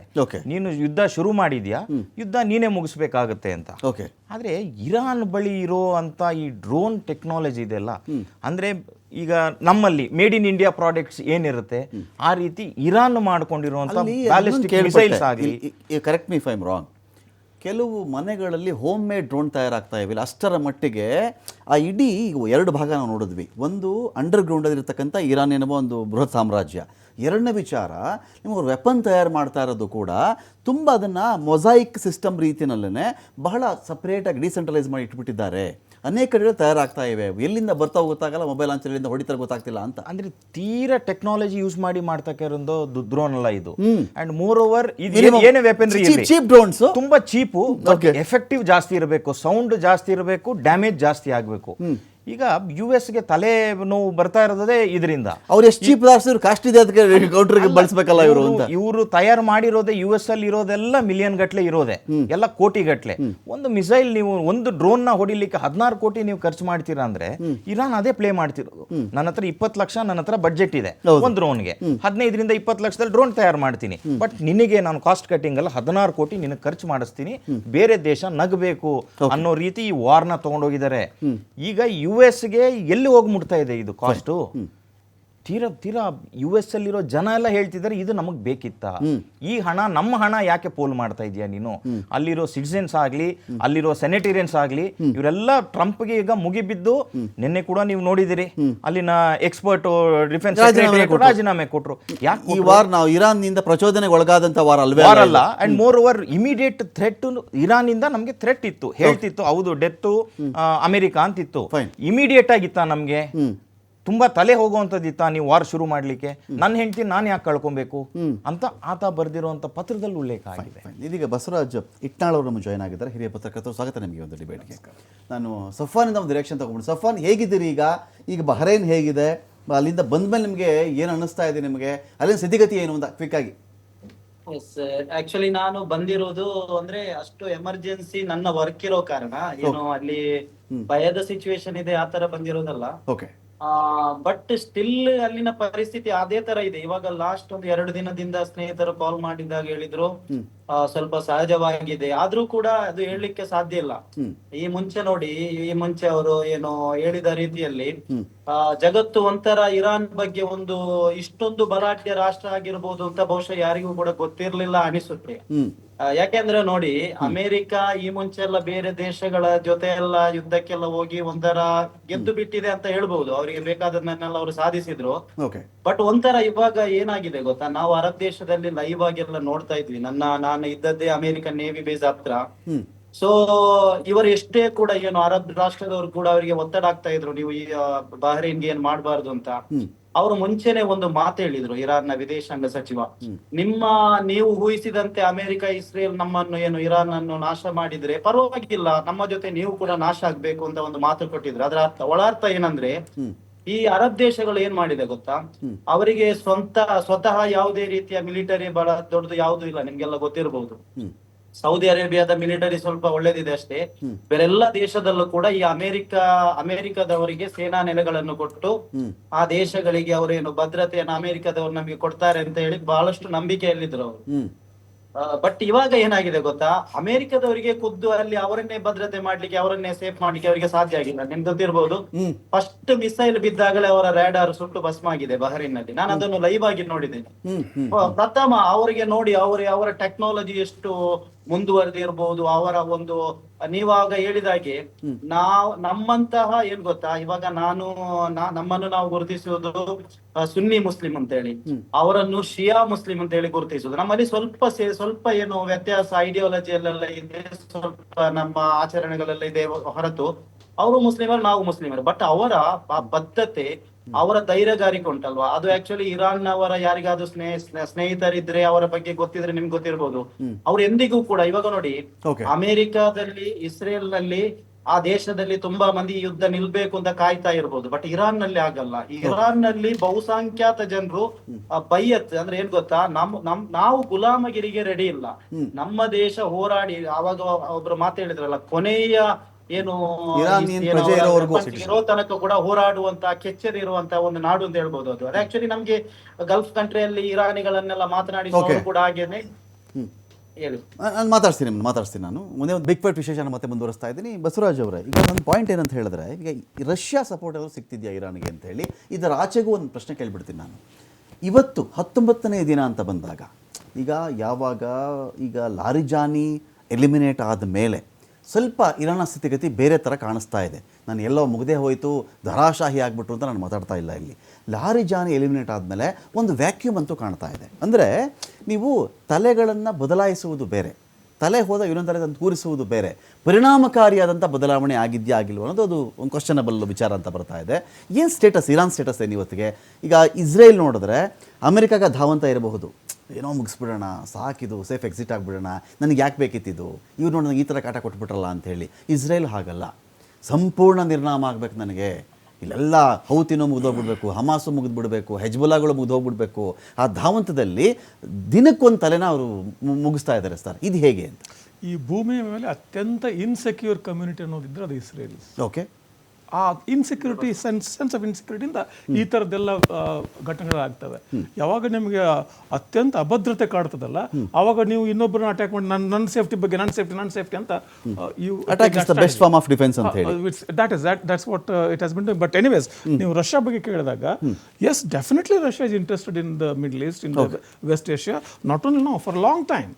ಯಾಕಂದ್ರೆ ಯಾವಾಗ ಅಮೇರಿಕ ಅಲ್ಲಿನ ತೈಲ ನಿಕ್ಷೇಪಗಳಾಗಲಿ ಅಥವಾ ಅಲ್ಲಿನ ಆಯಿಲ್ ಆ್ಯಂಡ್ ಡಾಲರ್ ಇಕ್ವೇಷನ್ ಬಗ್ಗೆ ಯೂಸ್ ಮಾಡಿಕೊಂಡು ಹೇಗೆಲ್ಲ ತನ್ನ ಫುಟ್ ಹೋಲ್ಡನ್ನು, even they have their military bases there, ಹಾಗಿರುವಾಗ USSR, ಅಷ್ಟವಲ್ USSR, ಇವತ್ತಿನ ರಷ್ಯಾ ಅಲ್ಲಿ ತನ್ನ ಫುಟ್ ಹೋಲ್ಡ್ ಇರದೇ ಇರೋಕ್ಕೆ ಸಾಧ್ಯನೇ ಇಲ್ಲ. They will want their foothold there, they want have their control to certain extent. ಅದಕ್ಕೋಸ್ಕರ ಅವ್ರಿಗೆ ಐಡಿಯಲ್ ಸೂಟೆಡ್ ಇಸ್ ಇರಾನ್. ಅನೇಕ ಮೂಲಗಳ ಪ್ರಕಾರ ಸುದ್ದಿ ಏನಪ್ಪಾ ಅಂದ್ರೆ, ಈಗ ಡೈರೆಕ್ಟ್ ಆಗಿ ಇರಾನ್ಗೆ ನೀವು ಆರ್ಮ್ಸ್ ಅಂಡ್ ಅಮ್ಯುನಿಷನ್ ಕೊಡಕ್ಕಾಗ್ಲಿಕ್ಕಿಲ್ಲ, but you can provide intelligence. Okay, that is extremely important. ಆ ಆಕ್ಚುಲಿ ಈಗ ನೀವು ಹೇಳಿದ್ರಲ್ಲ, ಲಾರಿಜಾನಿ ಕಳ್ಳ ಎಲ್ಲಿದ್ದಾನೆ ಅಂತ ಪೊಲೀಸ್ಗೆ ಹೇಳಿದ್ರೆ ಸಾಕು ಅಂತ, ಪೊಲೀಸ್ ಮಾಡ್ಕೊಳ್ತಾನೆ ಅಂತ. ಅಷ್ಟೇ. ಓಕೆ, ಎಸ್ಪೆಷಲಿ ಈ ಸ್ಟ್ರಾಟಜಿಕ್ ಇಂಟೆಲಿಜೆನ್ಸ್ ಎಷ್ಟು ವಿಚಿತ್ರ ಅಂದ್ರೆ, ಇವನ್ ಇನ್ World War II only through intelligence. World War II ನಲ್ಲಿ ಹಿಟ್ಲರ್ ಮುಂದೆ ಇಡೀ ಯುರೋಪ್ ಮಂಡೆಗಾಲ ಊರು ಹೋಗಿತ್ತು. ಯಾವ ಸೂರ್ಯನೇ ಮುಳುಗದ ಸಾಮ್ರಾಜ್ಯವನ್ನು ಕಟ್ಟಿದ್ರಲ್ಲ ಬ್ರಿಟಿಷರು, ಆ ಬ್ರಿಟಿಷ್ ಸಾಮ್ರಾಜ್ಯ, ಯುರೋಪ್ ಎಲ್ಲರೂ ಮಂಡಿ ಹೋಗ್ಬಿಟ್ಟಿದ್ರು. ಅವಾಗ ಕೇವಲ ಇಂಟೆಲಿಜೆನ್ಸ್ ಅನ್ನ ಸ್ಟಾಲಿನ್ಗೆ ಕೊಟ್ಟು ಸ್ಟಾಲಿನ್ ಮೂಲಕ ಹಿಟ್ಲರ್ ಮುಗಿಸಿದ್ರು. Okay, only through intelligence. Okay, so that's very important. ಈಗ ಅದೇ ಹೇಳ್ತಾರೆ, ಲಾರ್ಜನ್ ಹೋದ್ರು, ಮತ್ತೊಬ್ಬ ಹೋದ, but intelligence, as long as there is a system of intelligence in place, people may change, systems will work. Fine. ಒಂದು ಆಮೇಲೆ ಈ ಅಮೆರಿಕದ ಬಗ್ಗೆ ಆವಾಗಲೇ ಮಾತಾಡ್ಕೊತಿದ್ದೀವಲ್ಲ, ಈ ಒಂದು ಅಮೆರಿಕದ ಬ್ಲಂಡರ್ ಏನಿದೆ, ಪದೇ ಪದೇ ಟ್ರಂಪ್ ಹೇಳೋದೇನಂದ್ರೆ, ಪಕ್ಕದ ಗಲ್ಫ್ ಕಂಟ್ರಿ ಮೇಲೆ ನನಗೆ ದಾಳಿ ಮಾಡ್ಲಿಕ್ಕೆ ಅಂದ್ಕೊಂಡ್ಬಿಟ್ಟಿದ್ದೆ ಅಂದ್ರೆ ಏನ್ರಿ? Do you know, don't you know history? 1991 ವಾರಲ್ಲಿ ಏನಾಯ್ತು? Any time whenever disturb Middle East ಅಲ್ಲಿ ಸ್ಟ್ರಾಟಜಿಕಲ್ ಇಕ್ವೇಷನ್ ನೀವು ಡಿಸ್ಟರ್ಬ್ ಮಾಡಿದಾಗೆಲ್ಲ ಅಲ್ಲಿ entire countries are disturbed. Iran is not attacking Dubai, Iran is not attacking Qatar, Iran is not attacking Bahrain, Iran is attacking American bases there. Correct. Dubai, per se, UAE, Qatar, Saudi, they are not enemies of Iran. Correct. There are differences. There are differences. ಶಿಯಾ ಸುನ್ನಿ ಕತೆ ಅದು ಬೇರೆ, ಆ ಕತೆ ಬೇರೆ. ಶಿಯಾ ಸುನ್ನಿ ಕೂಡ ಅವರು ಸಫಾನ್ ಹೇಳಿದಷ್ಟು ಸರಳ ಇಲ್ಲ, ಅದು ಬಹಳ ಗಂಭೀರ ಸಮಸ್ಯೆನೆ. ಆದ್ರೆ ಅಷ್ಟಿದ್ರೂ ಕೂಡ ಇವತ್ತಿನ ಈ ತರ ಸ್ಥಿತಿಯಲ್ಲಿ they are not attacking those particular countries. Iran is attacking American basis. ಯಾಕಂದ್ರೆ ನೀವು ಈ ಮುಸ್ಲಿಂ ಬ್ರದರ್ಹುಡ್ ಅಂತ ಒಂದು ಸರ್ತಿ ವಾದ ಬಂತು, ಆಮೇಲೆ ಅರಬ್ ಬ್ರದರ್ಹುಡ್ ಅಂತ ಸದ್ದಾಮ್ ಹುಸೇನ್ ಶುರು ಮಾಡಿದ್ದು, ಆಮೇಲೆ ಇಲ್ಲಿ Iran they are sworn enemies of Israel and Jews, sworn enemies. ಹೀಗಿರುವಾಗ, ಇಷ್ಟೆಲ್ಲ ಇರುವಾಗ, ನೀವು ಒಂದು ಇಲ್ಲಿನ ರಾಜಕೀಯವನ್ನ, ಇಲ್ಲಿನ ಪ್ರಾದೇಶಿಕ ಪಾಲಿಟಿಕ್ಸ್ ಅನ್ನ ಕಂಟ್ರೋಲ್ ಮಾಡೋಕ್ಕೆ ಅಮೆರಿಕ ನನ್ನ ಪಕ್ಕದ ದೇಶಗಳಲ್ಲಿ ಬೇಸ್ಗಳನ್ನ ಮಾಡ್ಕೊಂಡ್ರೆ ಇರಾನ್ಗೆ ಇದಾಗಲ್ವಾ? ಇಸ್ರೇಲ್ಗೆ ಹೇಗೆ ತನ್ನ ಸುತ್ತಮುತ್ತ ಶತ್ರು ದೇಶಗಳಿದೆ ಅಂತ ಫೀಲ್ ಬರುತ್ತೋ, ಇರಾನ್ಗೂ ಅದೇ ಫೀಲ್ ಬರುತ್ತೆ, ಸುತ್ತಮುತ್ತ ಅಮೆರಿಕದವರು ಇದಾರಲ್ಲಪ್ಪ ನನ್ನ ಕಡೆ ಅಂತೇಳಿ, ಅದಕ್ಕೂ ಆ ಭಯ, ಸೇಮ್ ಭಯ ಇದ್ದೇ ಇರುತ್ತೆ. Absolutely. So that's exactly what is panning out. Premashekhara sir, ಈಗ ಇಲ್ಲಿ ಪಾಯಿಂಟ್ ಏನು ಅಂತ ಹೇಳಿದ್ರೆ ಸರ್, ಕಂಪೇರ್ ಮಾಡಿಕೊಂಡಾಗ Trump 1, Trump 2, Trump regime 1, Trump regime 2ಗೂ ಅಜಗಜಾಂತರ ವ್ಯತ್ಯಾಸ ಅಂದ್ಬಿಡುತ್ತೆ ಸರ್. ಟ್ರಂಪ್ 1 ಬಂದಾಗ ಸ್ವಲ್ಪ ವ್ಯಾಪಾರಿ ಬುದ್ಧಿ, ಎಲ್ಲ ಜೊತೆ ಚೆನ್ನಾಗಿರಬೇಕು, ಶಾಂತಿ ನೆಲೆಸಬೇಕು, ಆ ಒಂದು ಫೀಲ್ ಇತ್ತು ಸರ್. ಬಟ್ ಟ್ರಂಪ್ 2 ಅದೇನು ಉಮೇದಕ್ಕೆ ಬಿದ್ದಿದ್ದಾನೋ ಆ ಮನುಷ್ಯ ನಮಗೆ ಅರ್ಥ ಆಗ್ತಾ ಇಲ್ಲ. ಬಾಯಿ ಬಿಟ್ಟರೆ ಒಂದು ಇಲ್ಲ ವಾರ್ ವಿಚಾರದಲ್ಲಿ ಹೆದರಿಸೋದು, ಅದೊಂಥರ ಟೆರರಿಸಮ್ಮೇ ಅದು. ಇಲ್ಲ ಅಂದರೆ ಟ್ಯಾಕ್ಸ್ ಟೆರರಿಸಮ್, ಎರಡೇ ನಾವು ನೋಡ್ತಾ ಇರೋದು. ಎರಡು ರೀತಿಯ ಭಯ ಉತ್ಪಾದನೆ ಮಾಡುವಂಥ ಕೆಲಸಗಳು ವಿಶ್ವದಾದ್ಯಂತ ನಾನು ಮಾತಾಡ್ತಾ ಇರೋದಿಲ್ಲಿ. ಸೊ ಈ ವಿಚಾರದಲ್ಲಿ ನನ್ನ ಪಾಯಿಂಟ್ ಏನಂತ ಹೇಳಿದ್ರೆ, ಈ ಒಂದು ಟ್ರಂಪ್ನ ಈ ಒಂದು ಸೈಕಲ್ ಇತ್ತಲ್ಲ ಸರ್, ವಾರ್, ಚೌಕಾಶಿ, ಹೆದರಿಸೋದು, ಆನಂತರದಲ್ಲಿ ಸೀಸ್ ಫೈರು ಮತ್ತು ವಾರ್, ಈ ಒಂದು ಸೈಕಲ್ಗೆ ಈ ಬಾರಿ ಪೆಟ್ಟು ಬೀಳುತ್ತಾ ಅಂತ ಸರ್, ಥ್ರೂ ಇರಾನ್? ನೋಡಿ, ಎರಡೂ ಆತಂದು ಫಸ್ಟ್ ಟರ್ಮ್ ಮತ್ತೆ ಈಗ ಸೆಕೆಂಡ್ ಟರ್ಮ್, ಈ ಎರಡರ ನಡುವೆ ದೊಡ್ಡ ವ್ಯತ್ಯಾಸ ಅಂತ ನಮ್ಗೆ ಕಂಡು ಬಂದ ಅಂತ ಮೇಲ್ನೋಟಕ್ಕೆ ಅನಿಸಿದ್ರು, ಮೊದಲನೇ ಟರ್ಮ್ ಅಲ್ಲಿ ಆತ ಮಾಡಿದ ಮುಂದುವರಿಕೆನೆ ಈಗ. ಆವಾಗ ಆಕ್ಚುಲಿ ಚೈನಾ ಮೇಲಷ್ಟೇ ಟ್ಯಾರಿಫ್ ಫಸ್ಟ್ ಟರ್ಮ್ ನಲ್ಲಿ, ಆಯ್ತಾ? ಈಗ ಅದನ್ನ ಇಡೀ ಪ್ರಪಂಚಕ್ಕೆ ಎಕ್ಸ್ಟೆಂಡ್ ಮಾಡಿದ್ರು ಈ ಮನುಷ್ಯ ಟ್ರಂಪ್. ಮತ್ತೆ ಇರಾನ್ ವಿಷಯದಲ್ಲಿ ಆಗ್ಲೂ ಸಹ ಟ್ರಂಪ್ದು ಖಡಕ್ ನಿಲುವೆ. ಒಬಾಮಾ ಟೈಮಲ್ಲಿ ಮಾಡ್ಕೊಂಡಿದ್ದು ಜುಲೈ 2015 ಇರಾನ್ ನ್ಯೂಕ್ಲಿಯರ್ ಅಕಾರ್ಡ್, ಅದರಿಂದ ಟ್ರಂಪ್ ಅಮೆರಿಕನ ಹೊರಗೆ ತಗೊಂಡೋದ್ರು. ಇರಾನ್ಗೆ ಮೇಲೆ ಕೊಟ್ಟಿದ್ದ ಸ್ಯಾಂಕ್ಷನ್ಸ್ ಅನ್ನು ಮತ್ತೆ ವಿಧಿಸಿದ್ರು. ಅಷ್ಟೇ ಅಲ್ಲ, ಜಾನ್ವರಿ 2020ನಲ್ಲಿ ಇರಾನಿಯನ್ ಒಂದು ಇದು ಆರ್ಮಿ ಚೀಫ್ ಕರ್ದ್ ಆರ್ಮಿ ಚೀಫ್ ಅದನ್ನ ಖಾಸಿಂ ಸುಲೇಮಾನಿ ಅವರನ್ನ ಕೊಲಿಸಿದ್ರು. ಹೀಗಾಗಿ ಏನಾಗಿದೆ, ಈಗ ಏನ್ ಮಾಡಿದ್ದಾರೋ ಇದನ್ನೆಲ್ಲ ಸಣ್ಣ ಪ್ರಮಾಣದಲ್ಲಿ ಟ್ರಂಪ್ ತಮ್ಮ ಮೊದಲನೇ ಶುರು ಮಾಡಿದ್ರು. ಈಗ ಅದು ದೊಡ್ಡ ಪ್ರಮಾಣದಲ್ಲಿ ನಡೀತಾ ಇದೆ. ಬಹುಶಃ ಯಾಕೆ ಅಂತ ಹೇಳಿ ಟ್ರಂಪ್ಗೆ ನನಗೆ ಮತ್ತೊಂದು ಟರ್ಮ್ ಸಿಗೋದಿಲ್ಲ, ನಾನು ಏನ್ ಮಾಡ್ಬೇಕು ಇದನ್ನೆಲ್ಲ ಈಗಲೇ ಮಾಡಿಬಿಡ್ಬೇಕು ಅಂತನಾ.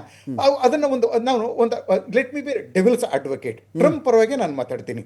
ಈಗ ನೋಡಿ, ಇದೇ ಇರಾನ್ ಇದಕ್ಕೆ ಕಳೆದ ಜೂನ್ ನಲ್ಲಿ 12 ದಿನ ಇರೋ ಯುದ್ಧದಲ್ಲಿ ಅದು ಬಂಕರ್ ಬಸ್ಟರ್ ಬಾಂಬ್ ಎಲ್ಲ ಹಾಕಿದಾಗ ಅವರು 850 ಪೌಂಡ್ ಆಫ್ ಎನ್ರಿಚ್ಡ್ ಯುರೇನಿಯಂ ಅದನ್ನ ಇಂದ ತಗೊಂಡೋಗಿ ಎಲ್ಲಿಟ್ಕೊಂಡಿದ್ದಾರೆ ಅಂತ ಗೊತ್ತಿಲ್ಲ. ಅದನ್ನ 60% ಗಿಂತ ಜಾಸ್ತಿ ಎನ್ರಿಚ್ ಆಗಿದೆ ಅಂತ ಹೇಳ್ತಾರೆ. 85-90 ಅದರ ವೆಪನ್ ಗ್ರೇಡ್ ಅದು. ಸೊ ಅದು ಎಲ್ಲಿದೆ ಗೊತ್ತಿಲ್ಲ, ಏನ್ ಮಾಡ್ತಾ ಇದ್ದಾರೆ ಅಂತ ಗೊತ್ತಿಲ್ಲ. ಒಂದು ವೇಳೆ ಇರಾನ್ ಈಗ ಅದನ್ನ ವೆಪನ್ ಗ್ರೇಡ್ ಮಾಡ್ಕೊಂಡು ನ್ಯೂಕ್ಲಿಯರ್ ವೆಪನ್ ಅಥವಾ ಅಟ್ಲೀಸ್ಟ್ ಡರ್ಟಿ ಬಾಂಬ್ ನ ಮಾಡೋ ಸಾಮರ್ಥ್ಯ ಪಡ್ಕೊಂಡ್ರೆ, ಒಂದು ಲಾಂಗ್ ರೇಂಜ್ ಮಿಸೈಲ್ ನ ಪಡ್ಕೊಂಡ್ರೆ, ಇರಾನ್ ಈಗ ನಾವು ಅದು ಏನೇನು ಮಾಡ್ತಾ ಇದ್ದದನ್ನ ನೋಡಿದ್ರೆ ಆ ಎರಡು ಶಕ್ತಿಗಳು ಅದಕ್ಕೆ ಬಂದುಬಿಟ್ರೆ, nuclear weapon and long range missile, ಆ ಇರಾನ್ ಏನ್ ಮಾಡಬಹುದು ಅನ್ನೋದನ್ನ ಊಹೆ ಮಾಡ್ಕೊಳ್ಳಿ. ಅಂತ ಒಂದು ಸ್ಥಿತಿಗೆ ಆಯ್ತಾ ಅಮೆರಿಕವನ್ನ, ಪ್ರಪಂಚವನ್ನ ತಳ್ಳೋದಕ್ಕೆ ಯಾವುದೇ ರೆಸ್ಪಾನ್ಸಿಬಲ್ ಅಧ್ಯಕ್ಷ ಅಥವಾ ರೆಸ್ಪಾನ್ಸಿಬಲ್ ಗ್ರೇಟ್ ಪವರ್ ತಯಾರಾಗಿಲ್ಲ. ಆಯ್ತಾ, ನಾವು ಟ್ರಂಪ್ ಪರವಾಗಿ ಒಂದು ಮಾತಾಡ್ತಾ ಇದ್ದೀನಿ. ಯಾಕಂದ್ರೆ ಒಂದು ವೇಳೆ ಇದನ್ನ ಯಾರೂ ಮಾಡ್ಲಿಲ್ಲ ಅಂತ ಹೇಳಿದ್ರೆ, ಒಂದ್ ವೇಳೆ ಇರಾನ್ಗೆ ಆ ಸಾಮರ್ಥ್ಯ ಸಿಕ್ಕಿದ್ರೆ ಏನ್ ಮಾಡಬಹುದು ಆ ದೇಶ. ಸೊ ಅದನ್ನ ಟ್ರಂಪ್ ತನ್ನ ಈ ಟರ್ಮಲ್ಲೇ ಮಾಡಿ. ಅಮೆರಿಕ ಅಂತ ಮಾತಾಡ್ತೀನಿ ಸರ್. ಈಗ ಪ್ರೇಮಶೇಖರ ಸರ್, ಅಮೆರಿಕ ಯಾವ ದೇಶದ ಮೇಲೆ ಗೂಬೆ ಕೂರಿಸಿಲ್ಲ ಸರ್. ಅದಾಯ್ತು, ಅಣ್ವಸ್ತ್ರ ಇರಲಿ, ಇರಾನ್ ಬಳಿ ಅಣ್ವಸ್ತ್ರ ಇದೆ, ಪಾಕಿಸ್ತಾನ ಬಳಿ ಇದೆ ಅಂತಾನೆ ಆಗಲಿ ಸರ್, ಯಾವ ದೇಶದ ಮೇಲೆ ಅಮೆರಿಕ ಗೂಬೆ ಕೂರಿಸಿಲ್ಲ. ಏನೋ ಒಂದು ಕಾರಣ ಬೇಕು ಯುದ್ಧ ಮಾಡೋಕ್ಕೆ, ಇಡೀ ವಿಶ್ವ ಒಪ್ಪುವಂಥ ಒಂದು ಕಾರಣ. ಅಕಸ್ಮಾತ್ ಅವ್ರ ಬಳಿ ಆ ಅಣ್ವಸ್ತ್ರ ಸಿಡಿಸ್ಬಿಟ್ರೆ ಪ್ರಪಂಚದ ಗತಿ ಏನು ಅಂತ ಹೇಳಿ ಪ್ರಪಂಚದ ರಕ್ಷಕನ ವೇಷ ಹಾಕೊಂಡು ನಿಂತ್ಕೊಳ್ಳೋದೇ ಅಮೆರಿಕದ ಕೆಲಸನ ಅಂತ. ಇಲ್ಲ, ಆಕ್ಚುಲಿ ಇರಾನ್ ಅಣ್ವಸ್ತ್ರದಿಂದ ಪ್ರಪಂಚಕ್ಕೆ ಏನೋ ತೊಂದರೆ ಇಲ್ಲ, ಇರೋದೇ ಇಸ್ರೇಲ್ಗೆ. ಅಲ್ಲಿ ನೋಡಿ, ಇರಾನ್ ಮತ್ತೆ ಇಸ್ರೇಲ್ನ ನೀತಿಗಳನ್ನ ನೋಡಿ. ಇರಾನ್ನ ನೀತಿ ಏನು? ಇಸ್ರೇಲ್ ಅನ್ನ ಕಂಪ್ಲೀಟ್ ಈ ಪ್ರಪಂಚದ ನಕ್ಷೆಯಿಂದ ತೆಗೆದು ಬಿಡಬೇಕು ಅಂತ. ಅದು ಇರಾನ್ಸ್ ಡಿಕ್ಲೇರ್ಡ್ ಏಮ್, ಆಯ್ತಾ. ಆದ್ರೆ ಇಸ್ರೇಲ್ದೇನು, ಅದು ಇರಾನ್ ಅನ್ನ ನಕ್ಷೆಯಿಂದ ತೆಗಿಬೇಕು ಅಂತ ಇಸ್ರೇಲ್ ಯಾವತ್ತೂ ಹೇಳಿಲ್ಲ. ಅಲ್ಲಿ ಬೇರೆ ಗವರ್ನಮೆಂಟ್ ಬರಬೇಕು, ಈ ರೆಜಿಮ್ ಹೋಗಿ ಒಂದು ಫ್ರೆಂಡ್ಲಿ ಗವರ್ನಮೆಂಟ್ ಬರಬೇಕು ಅಂತ. pre-79 ಶಾ ರೆಜಿಮ್ ಇತ್ತಲ್ಲ, secret affair with secret love affair ಅಂತ ಹೇಳ್ತಾ ಇದ್ರು ತೆಹರಾನ್ ಮತ್ತೆ ತೆಲ್ ಅವೀವ್ ಮಧ್ಯೆ. ಸಾವಕ್ ಮತ್ತೆ ಮೊಸಾದ್ ಕೊಲಾಬರೇಟ್ ಮಾಡ್ತಾ ಇದ್ವು. ಅಂತ ಒಂದು ಸ್ಥಿತಿ ಮತ್ತೆ ಬರಬೇಕು ಅಂತ ಇಸ್ರೇಲ್ ಬಯಸೋದು. ಇರಾನ್ ಇರ್ಲಿ, ದೇಶವಾಗಿರ್ಲಿ, ನಾಶ ಆಗಬಾರ್ದು, ಪ್ರಪಂಚದಲ್ಲಿ ಇರ್ಲಿ, ಆದ್ರೆ ಅಲ್ಲಿ ನಮ್ಗೆ ಫ್ರೆಂಡ್ಲಿ ರೆಜಿಮ್ ಬರಬೇಕು ಅಂತ. ಆದ್ರೆ ತೆಹರಾನ್ ಹೇಳೋದು ಇಸ್ರೇಲ್ ನ ಕಂಪ್ಲೀಟ್ ಪ್ರಪಂಚದ ನಕ್ಷೆಯಿಂದ ತೆಗೆದು ಬಿಡಬೇಕು ಅಂತ. ಹೀಗಾಗಿ ಇರಾನ್ ಇಂದ ಏನಾದ್ರು ನ್ಯೂಕ್ಲಿಯರ್ ವೆಪನ್ ಬಂದ್ರೆ ನಮಗಪ್ಪ ಇಲ್ಲ ಸರ್ ಅದರಿಂದ, ಆಯ್ತಾ, ಇಸ್ರೇಲ್ ಮಾತ್ರ. So we have to look at the issue through Israeli point of view. ಫೈಸ್, ಇನ್ನೊಂದು ಕ್ವಶನ್ ಇದೆ ಸರ್. ಅಂತ ಈಗ ಇಸ್ರೇಲ್ಗೆ ಈ ಒಂದು ವಾರ್ ಮಾಡೋಕ್ಕೆ ತುಂಬ ಜೆನ್ಯೂನ್ ರೀಸನ್ ಇದ್ಕೊಳ್ಳಿ ಸರ್, ತುಂಬ ಜೆನ್ಯೂನ್ ರೀಸನ್ ಇಸ್ರೇಲ್ಗೂ ಇದ್ಕೊಳ್ಳಿ, ಇರಾನ್ ಕೂಡ ಇಸ್ರೇಲಿಗೆ ಬಂದರು ಅಂತ ಅವರು ಮಾಡಿಕೊಂಡು ಹೋಗಲಿ. ಬಟ್ ಅಮೆರಿಕ ಈ ಹೋರ್ಮುಜ್ ಇಟ್ಕೊಳ್ಳೋದು, ಚೀನಾ ಸಪೋರ್ಟಿಗೆ ಬನ್ನಿ ಅನ್ನೋದು, ಜಪಾನ್ ಸಪೋರ್ಟಿಗೆ ಬನ್ನಿ ಅನ್ನೋದು, ನೇಟೋಗಳನ್ನು ಕೇಳ್ಕೊಳ್ಳೋದು ಯಾವ ಮಟ್ಟಕ್ಕೆ ಇಳಿದುಬಿಡ್ತು ಅಮೆರಿಕ ಅಂದರೆ, ವಿಶ್ವದ ಮುಂದೆ ಈ ಅಮೆರಿಕ ದೊಡ್ಡಣ್ಣ, ಬಿಗ್ ಬ್ರದರು, ಇದೇನೇನೋ ಒಂದಷ್ಟು ಮುಖವಾಡಗಳು, ಬಿರುದುಗಳೆಲ್ಲ ಇತ್ತಲ್ಲ, ಎಲ್ಲ ಕಳಚಿ ಈ ಹೋರ್ಮುಜ್ ಜಲಸಂಧಿಲೇ ಬಿದ್ದೋಗ್ಬಿಡ್ತಾ ಅದು ಅಂತ. ಆಕ್ಚುಲಿ ಇದು ಇರಾನ್ಗೆ ಇಸ್ರೇಲ್ಗೆ ನಂಬರ್ 1 ಎನಿಮಿ ಆಗಿರ್ಬೋದು. ಆದ್ರೆ ಅಮೆರಿಕಾಗೂ ಸಹ ಯಾವಾಗ ಆಯುತುಲ್ಲಾ ಖೊಮೇನಿ ಅಮೆರಿಕನ ಗ್ರೇಟ್ ಸೈತಾನ್ ಅಂದದ್ದು, ಒಂದು 52 ಅಮೆರಿಕನ್ ಡಿಪ್ಲೊಮ್ಯಾಟ್ಸ್ ಅನ್ನ 444 ದಿನ 79-18 ನಲ್ಲಿ IRGC ಒತ್ತೆಳೆಗೆ ಇಟ್ಕೊಂಡದ್ದು. ಆವಾಗಿಂದನೇ ಅಮೆರಿಕ ಮತ್ತೆ ಇರಾನ್ ಮಧ್ಯೆನೂ ಪ್ರಾಬ್ಲಮ್ ಆಗಿದೆ. ಹೀಗಾಗಿ ಇದು ಸಹ ಹೊಸದಲ್ಲ. ಮತ್ತೆ ಆಕ್ಚುಲಿ ಹಾರ್ಮುಜ್ ಜಲಸಂಧಿಯನ್ನ ಇನ್ಫ್ಯಾಕ್ಟ್ ಅವ್ರು ನಮಗೆ ಹೆಲ್ಪ್ ಮಾಡಿ ಅಂತ ಅಮೆರಿಕ ಆಕ್ಚುಲಿ ಈಗ ಮೊನ್ನೆ ಕೇಳ್ದ ಟ್ರಂಪ್, ಮತ್ತೆ ನಿನ್ನೆ ಹೇಳ್ದ ನಮ್ಗೆ ಯಾರು ಹೆಲ್ಪ್ ಬೇಕಾಗಿಲ್ಲ ಅಂತ. ಸೊ ಈ ಟ್ರಂಪ್ದು ಇಂದು ನಾಳೆ ಒಂದೊಂದು ಏನ್ ಮಾತಾಡ್ತಾರೆ ಅನ್ನೋದ್ರ ಬಗ್ಗೆ ನಾವು ಗಮನ ಕೊಡ್ಬೇಕಾಗಿಲ್ಲ. ಅವರ ಒಟ್ಟಾರೆ ಪಾಲಿಸಿ ಇದೆಯಲ್ಲ, we have to look at that. ಹುಚ್ಚಿನ ಕೈಲಿ ಕಲ್ಲಿದ್ದಂಗೆ ಸರ್, ಅದು ಹುಚ್ಚಿನ ಕೈಲಿ ಕಲ್ಲಿದ್ದಂಗೆ, ಅದು ಯಾರ ಮೇಲೆ ಬಿಸ್ತಾನೆ ಗೊತ್ತಾಗಲ್ಲ ಅದು ಅಂತ. ಅಂತಿಮ ಒಟ್ಟಾರೆ ಪಾಲಿಸಿ ಏನು? ಇರಾನ್ ನ್ಯೂಕ್ಲಿಯರ್ ವೆಪನ್ ಅನ್ನ ಶಕ್ತಿಯನ್ನ ತೆಗೆದುಹಾಕೋದು. That is doing fine sir, fine sir. ನಾನು ಮತ್ತಷ್ಟು ಮಾತಾಡಿಸ್ತೀನಿ. ಒಂದೇ ಒಂದು ಬ್ರೇಕ್. ಶಶಾಂಕ್, ಈ ಒಂದು ನಾವು ವಿಚಾರಗಳನ್ನು ಗಮನಿಸ್ಕೊಂಡು ಹೋದಾಗ ಇವತ್ತಿಗೆ ಇರಾನ್ ಇದೆಯಲ್ಲ, ಇವತ್ತಿನ ದಿನದ್ದು ಮಾತ್ರ ಹೇಳೋದಾದರೆ ನಮಗೆ ದಿನದ ವರದಿ ಅಂತ ಹೇಳೋದಾದಾಗ ಮುಖ್ಯ ವ್ಯಕ್ತಿನ ಕಳ್ಕೊಂಡಿದೆ ಸದ್ಯಕ್ಕೆ ಇರಾನ್. ಏನೇ ಮೊಸಾಯಿಕ್ ಸಿಸ್ಟಮ್ ಅಂತ ಮಾತಾಡ್ಕೊಳ್ಳಿ, ಅವ್ರು ಡಿಫ್ರೆಂಟ್ ಗ್ರೂಪ್ಸ್ ಇದೆ ಅಂತ ನಾವು ಮಾತನಾಡಿಕೊಂಡ ಹೊರತಾಗಿಯೂ ಕೂಡ ಇರಾನ್ ಇವತ್ತು ಸ್ವಲ್ಪ ಟಫ್ ಅಂತ ಅನಿಸ್ತಾ ಇದೆ. ಬಟ್ ಇದೇ ಟೈಮಲ್ಲಿ ಹೋರ್ಮುಜ್ ಮೇಲೆ ನಿರಂತರ ಕ್ಷಿಪಣಿ ದಾಳಿ ಮಾಡಿರೋದು ಇದೇ ಅಮೆರಿಕ. ನಾನೇನೋ ಅಲ್ಲಿ ತೊಗೊಂಡ್ಬಿಡ್ತೀನಿ ಅಂತೇಳಿ ಅಷ್ಟು ಈಸಿ ಇದೆಯಾ ಹೋರ್ಮುಜ್ನ ಕಂಟ್ರೋಲ್ ತೊಗೊಳ್ಳೋದು? ಅಮೆರಿಕ ದೂರದಿಂದ ತುಂಬ ದೂರದ ನಿಯಂತ್ರಣ ತೊಗೊಳ್ಳೋದು ಅಷ್ಟು ಈಸಿ ಇದೆಯಾ ಅಂತ? ಈಗ ಅಮೆರಿಕ ತನ್ನ ಶಕ್ತಿಯನ್ನೆಲ್ಲ ಹಾಕ್ತಿದೆ. ಒಂದ್ ಕಡೆ B2 ಬಾಂಬರ್ನ ತೋರಿಸ್ತಿದೆ, ಒಂದ್ ಕಡೆ ಅಬ್ರಹಂ ಲಿಂಕನ್ನ ತೋರಿಸ್ತಿದೆ. ಲಿಂಕನ್ ಸ್ವಲ್ಪ ದೂರ ಹೋಗ್ಬಿಟ್ರಿ ಈಗ. ಶತ್ರು ದೇಶಕ್ಕೆ ಏನು ನೋಡಪ್ಪ, ವಿಶ್ವದಲ್ಲೇ ಅತಿ ದೊಡ್ಡ ವಾರ್ಶಿಪ್ ಬರ್ತಿದೆ, ನಿನ್ ದೇಶ ನಿರ್ನಾಮ ಆಗ್ಬಿಡುತ್ತೆ ಅಂತ ಭಯ ಹುಟ್ಸೋದು. ಎಲ್ಲೋ ಒಂದು ಕಡೆ ಇರಾನು ಯಾವುದಕ್ಕೂ ಜಗ್ಗದಿರ ತನ್ನ ಟ್ಯಾಕ್ಟಿಕ್ ನ ಪ್ಲೇ ಮಾಡ್ಕೊಂತಾನೆ ಬರ್ತಿದೆ. ಇಲ್ಲಾಂದ್ರೆ ಹಾರ್ಮೋಸ್ನ ಇಷ್ಟೊತ್ತಿಗಾಗ್ಲೇ ಏನೋ ಒಂದು ದಾರಿಗೆ ತಂದಿರೋರು. ಅಂಡ್ ಮೋರ್ ಓವರ್ ನೀವು ಇನ್ನೊಂದು ಪ್ರಶ್ನೆ ಕೇಳಿದ್ರಿ, ಮರ್ತ್ಬಿಟ್ಟೆ. ಇಲ್ಲ, ಈಗ ಹೋರ್ಮುಜ್ನ ಕಂಟ್ರೋಲ್ ತಗೊಳ್ಳೋದು ಅಷ್ಟು ಈಸಿ ಇದೆಯಾ? ತುಂಬಾ ದೂರದಿಂದ ಅಮೆರಿಕಗೆ ಕ್ಷಿಪಣಿ ಸುರಿಮಳೆ ಎಷ್ಟು ಬೇಕಾದ್ರೂ ಸುರಿಸ್ಕೊಳ್ಳಿ. ಇವರು ಟ್ಯಾಕ್ಟಿಕಲ್ ಏನಿತ್ತು, ಬಹ್ರೇನ್ ಆಗ್ಲಿ, ಕುವೈಟ್ ಆಗ್ಲಿ, ಇನ್ನೊಂದಾಗ್ಲಿ ಎಲ್ಲ ನಮ್ಮ ಆರ್ಮಿ ಬೇಸ್ ಇದೆ, ನಮ್ಮ ಕಂಟ್ರೋಲಲ್ಲಿ ಇರುತ್ತೆ. ಒಂದ್ಸರಿ ಇರಾನ್ ಖಮೀನಿನ ಹೊಡೆದಾಕ್ರೆ ಹಾರ್ಮೋನ್ ಸ್ಟ್ರೈಟ್ ನಮ್ಮ ಕೈಗೆ ಬಂದ್ಬಿಡುತ್ತೆ. ಅಮೆರಿಕ ಒಂದು ಬಬಲ್ ಅಂತ ಫೀಲ್ ಆಗ್ತಿದೆ ನಿಮಗೆ? 100% ಸುಮ್ಮನೆ ಏನೋ ಒಂದು ಭ್ರಮಾವಲಯದಲ್ಲಿ ತೇಲ್ತಾ ಇದ್ದಿದ್ದು ಅಮೆರಿಕ. ನಾನು ಅದನ್ನ ಅವರ ಹಣಕಾಸು ಅವ್ರ ಹತ್ರ ಇಲ್ಲ ಅಂತ ನಾನು ಮಾತಾಡಲ್ಲ, ಶಸ್ತ್ರಾಸ್ತ್ರ ಇಲ್ಲ ಅಂತ ಮಾತಾಡಲ್ಲ, ಒಂದೊಂದು ಅವರ ಆರ್ಮಿ ಬೇಸ್ಗಳಲ್ಲೂ 30,000-40,000 ಸೈನಿಕರು ಇಲ್ಲ ಅಂತ ನಾನು ಅಲ್ಲಗಳಿಯಲ್ಲ. ಬಟ್ ಇರಾನ್ನ ಎದುರುಗಡೆ ನಾನು ಇಷ್ಟೇನಾ ಅಮೆರಿಕ ಅನ್ನೋ ಒಂದು ಫೀಲ್ಗೆ ಜಗತ್ತು ಬಂದಿದೆಯಾ? ಮತ್ತು ಜಗತ್ತಿದೀಗ ಅಮೆರಿಕದ ಪತನವನ್ನು ಇಂಡೈರೆಕ್ಟ್ಲಿ, ಅದು ಇರಾನ್ ಕಾರಣಕ್ಕೂ ನಾನು ಹೇಳ್ತಾ ಇಲ್ಲ, ಇಸ್ರೇಲ್ ಕಾರಣಕ್ಕೂ ನಾನು ಅವರಿಬ್ಬರು ಏನು ಬೇಕಾದ್ರೆ ಯುದ್ಧ ಮಾಡ್ಕೊಳ್ಳಿ. ಇಸ್ರೇಲ್ಗೊಂದು ಅಭದ್ರತೆ ಇದೆ, ಇರಾನ್ ಏನೋ ಮಾಡಿಬಿಡ್ತಾರೆ ಅಂತ, ಇರಾನ್ಗೂ ಒಂದು ತೆಗಿಬೇಕು ಅಂತ ಅವ್ರಿಗೆ ಅದು ಬೇರೆ ವಿಚಾರ. ಅಮೆರಿಕದ ಒಂದು ಪರ್ಟಿಕ್ಯುಲರ್ ತಗೊಂಡಾಗ ಈ ಅಮೆರಿಕ ಕೆಳಗಡೆ ಬೀಳಿ ಮೊದಲು ಆ ಫೀಲ್ಗೆ ಹೋಗಿದ್ದೆ ಜಗತ್ತು. ಅಲ್ಲ, 100% ಅಮೆರಿಕ ಅಷ್ಟು ಕಾಟ ಕೊಟ್ಟಿರೋದು ಪ್ರತಿಯೊಂದು ದೇಶಕ್ಕೂ ಹೆದರ್ಸ್ತಾ ಇದೆ. ಅವ್ರು ಅನ್ಕೊಂಡಿದ್ದೇನು, ಇರಾನ್ನ ನಾವು ಮೇನ್ ಲೀಡರ್, ಸುಪ್ರೀಂ ಲೀಡರ್ನ ಹೊಡೆದಾಕ್ಬಿಟ್ರೆ ನಾವು ಬೇರೆ ದೇಶಕ್ಕೆ ಎಲ್ಲಿ ಬೆಟ್ ಮಾಡಿ ತೋರಿಸಿದೀವಿ. ಈಗ ಗ್ರೀನ್ಲ್ಯಾಂಡ್ ಏನ್ ನಾವು ಹೇಳ್ತಾ ಇದೀವಿ ಬಾಯಿ ಮಾತಲ್ಲಿ, ನಾನು ಬರ್ತೀನಿ ಅಂತ, ನಾನು ತಗೊಂತೀನಿ, ನನಗೆ ಸರೆಂಡರ್ ಆಗ್ಬಿಡಿ ನೀವು, ಡೆನ್ಮಾರ್ಕ್ ಪಾರ್ಟ್ ಅಲ್ಲ, ಹಾಗೆ ಕ್ಯೂಬಾ ಅಂತೆ, ಹಾಗೆ ಹೀಗೆ ಕ್ಯೂಬಾ ಅಂತ, ನೆಕ್ಸ್ಟ್ ಕ್ಯೂಬಾಗಂತೆ. ಕ್ಯೂಬಾಗ ಆಲ್ರೆಡಿ ಅವ್ರು ಸರಿಯಾಗಿ ಕೊಟ್ಟಿದ್ದಾರೆ, ಇತಿಹಾಸದಲ್ಲ ಸರಿಯಾಗಿ ಕೊಟ್ಟಿದ್ದಾರೆ ಅವರು, ಇನ್ನೂ ಸಮಾಧಾನ ಇಲ್ಲ ಇವರಿಗೆ. ಸಣ್ಣ ಸಣ್ಣ ದೇಶ ಕೂಡ ಇವ್ರಿಗೆ ಪಾಠ ಕಲಿಸ್ತಿದೆ.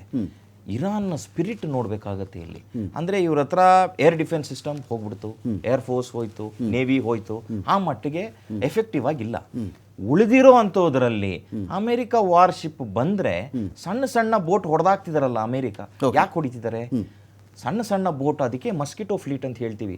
ಸೊಳ್ಳೆಗಳ ರೀತಿ ಸಣ್ಣ ಸಣ್ಣ ಬೋಟು ದೊಡ್ಡ ದೊಡ್ಡ ವಾರ್ಶಿಪ್ಗೆ ಸರೌಂಡ್ ಮಾಡಿ ಅದಕ್ಕೆ ಕಾಟ ಕೊಟ್ಟು ಹೊಡೆಯೋ ಅಂತ ತನ್ನಕ್ಕೆ ತಾನೇ ಸೂಸೈಡ್ ಬಾಂಬರ್ ತರ ಬ್ಲಾಸ್ಟ್ ಆಗೋ ತರ ಸಿಚುಯೇಷನ್ ಇರೋದ್ರಿಂದ ಅಮೆರಿಕ ಹೇಳುತ್ತೆ ಇದು ಸಖತ್ ತಲೆನೋವು ಬಂದ್ಬಿಟ್ಟಿದೆ.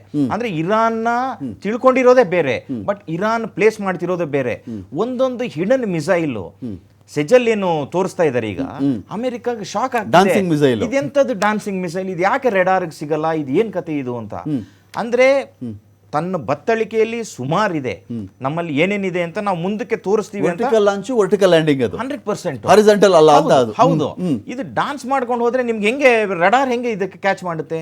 ಮುಂದೆ ಬರೋದು ವಿಮಾನನ ಇಲ್ಲ ಮಿಸೈಲ್ ಇಲ್ಲ ಡ್ರೋನ್, ಅದು ಕನ್ಫ್ಯೂಷನ್ ಸ್ಟೇಟ್ಗೆ ಹೋಗುತ್ತೆ.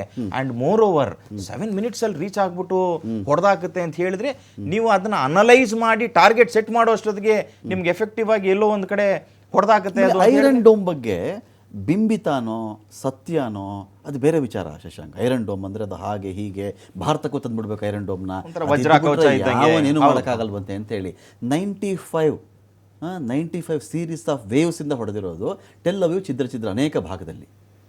ಸೊ ಐರನ್ ಡೋಮ್ ನಮ್ಗೆ ಯಾಕೆ ಬೇಕು ಅಂತ ಒಂದು ಪ್ರಶ್ನೆ ಬರಲ್ವ ಇವಾಗ, ಇದನ್ನ ಯಾಕೆ ನಂಬೋಣ ನಾವು ಅಂತೇಳಿ. ಟೆಕ್ನಾಲಜಿ ಅನ್ನೋದು ತುಂಬಾ ವಾಸ್ಟ್ ಆಗಿ ಇದೆ. ಅಂದ್ರೆ ಶತ್ರು ದೇಶದಲ್ಲಿ ಏನು ಮೇಜರ್ ಅವ್ರ ಹತ್ರ ಸೆಟ್ ಬ್ಯಾಕ್ ಇದೆ ಅದನ್ನ ಫಸ್ಟ್ ನೋಡ್ಬೇಕು, ಯಾವ್ದು ಸ್ಟ್ರೆಂತ್ ಇದೆ ಅದನ್ನ ನೋಡ್ಬೇಕು. ಸ್ಟ್ರೆಂತ್ ಇದ್ದಿದ್ದೇನು ಇಸ್ರೇಲ್ಗೆ? ನಮ್ಮಲ್ಲಿ ಐರನ್ ಡೋಮ್ ಇದೆ, ಇನ್ನೊಂದಿದೆ ಏರ್ ಡಿಫೆನ್ಸ್ ಸಿಸ್ಟಮ್ ಅಲ್ಲಿ 99.9% ಅಕ್ಯುರೇಟ್ ನಾವು ಕೊಡ್ತೀವಿ, ನಮ್ಮನ್ನು ಟಚ್ ಮಾಡಕ್ಕಾಗಲ್ಲ ಅಂತಿತ್ತು.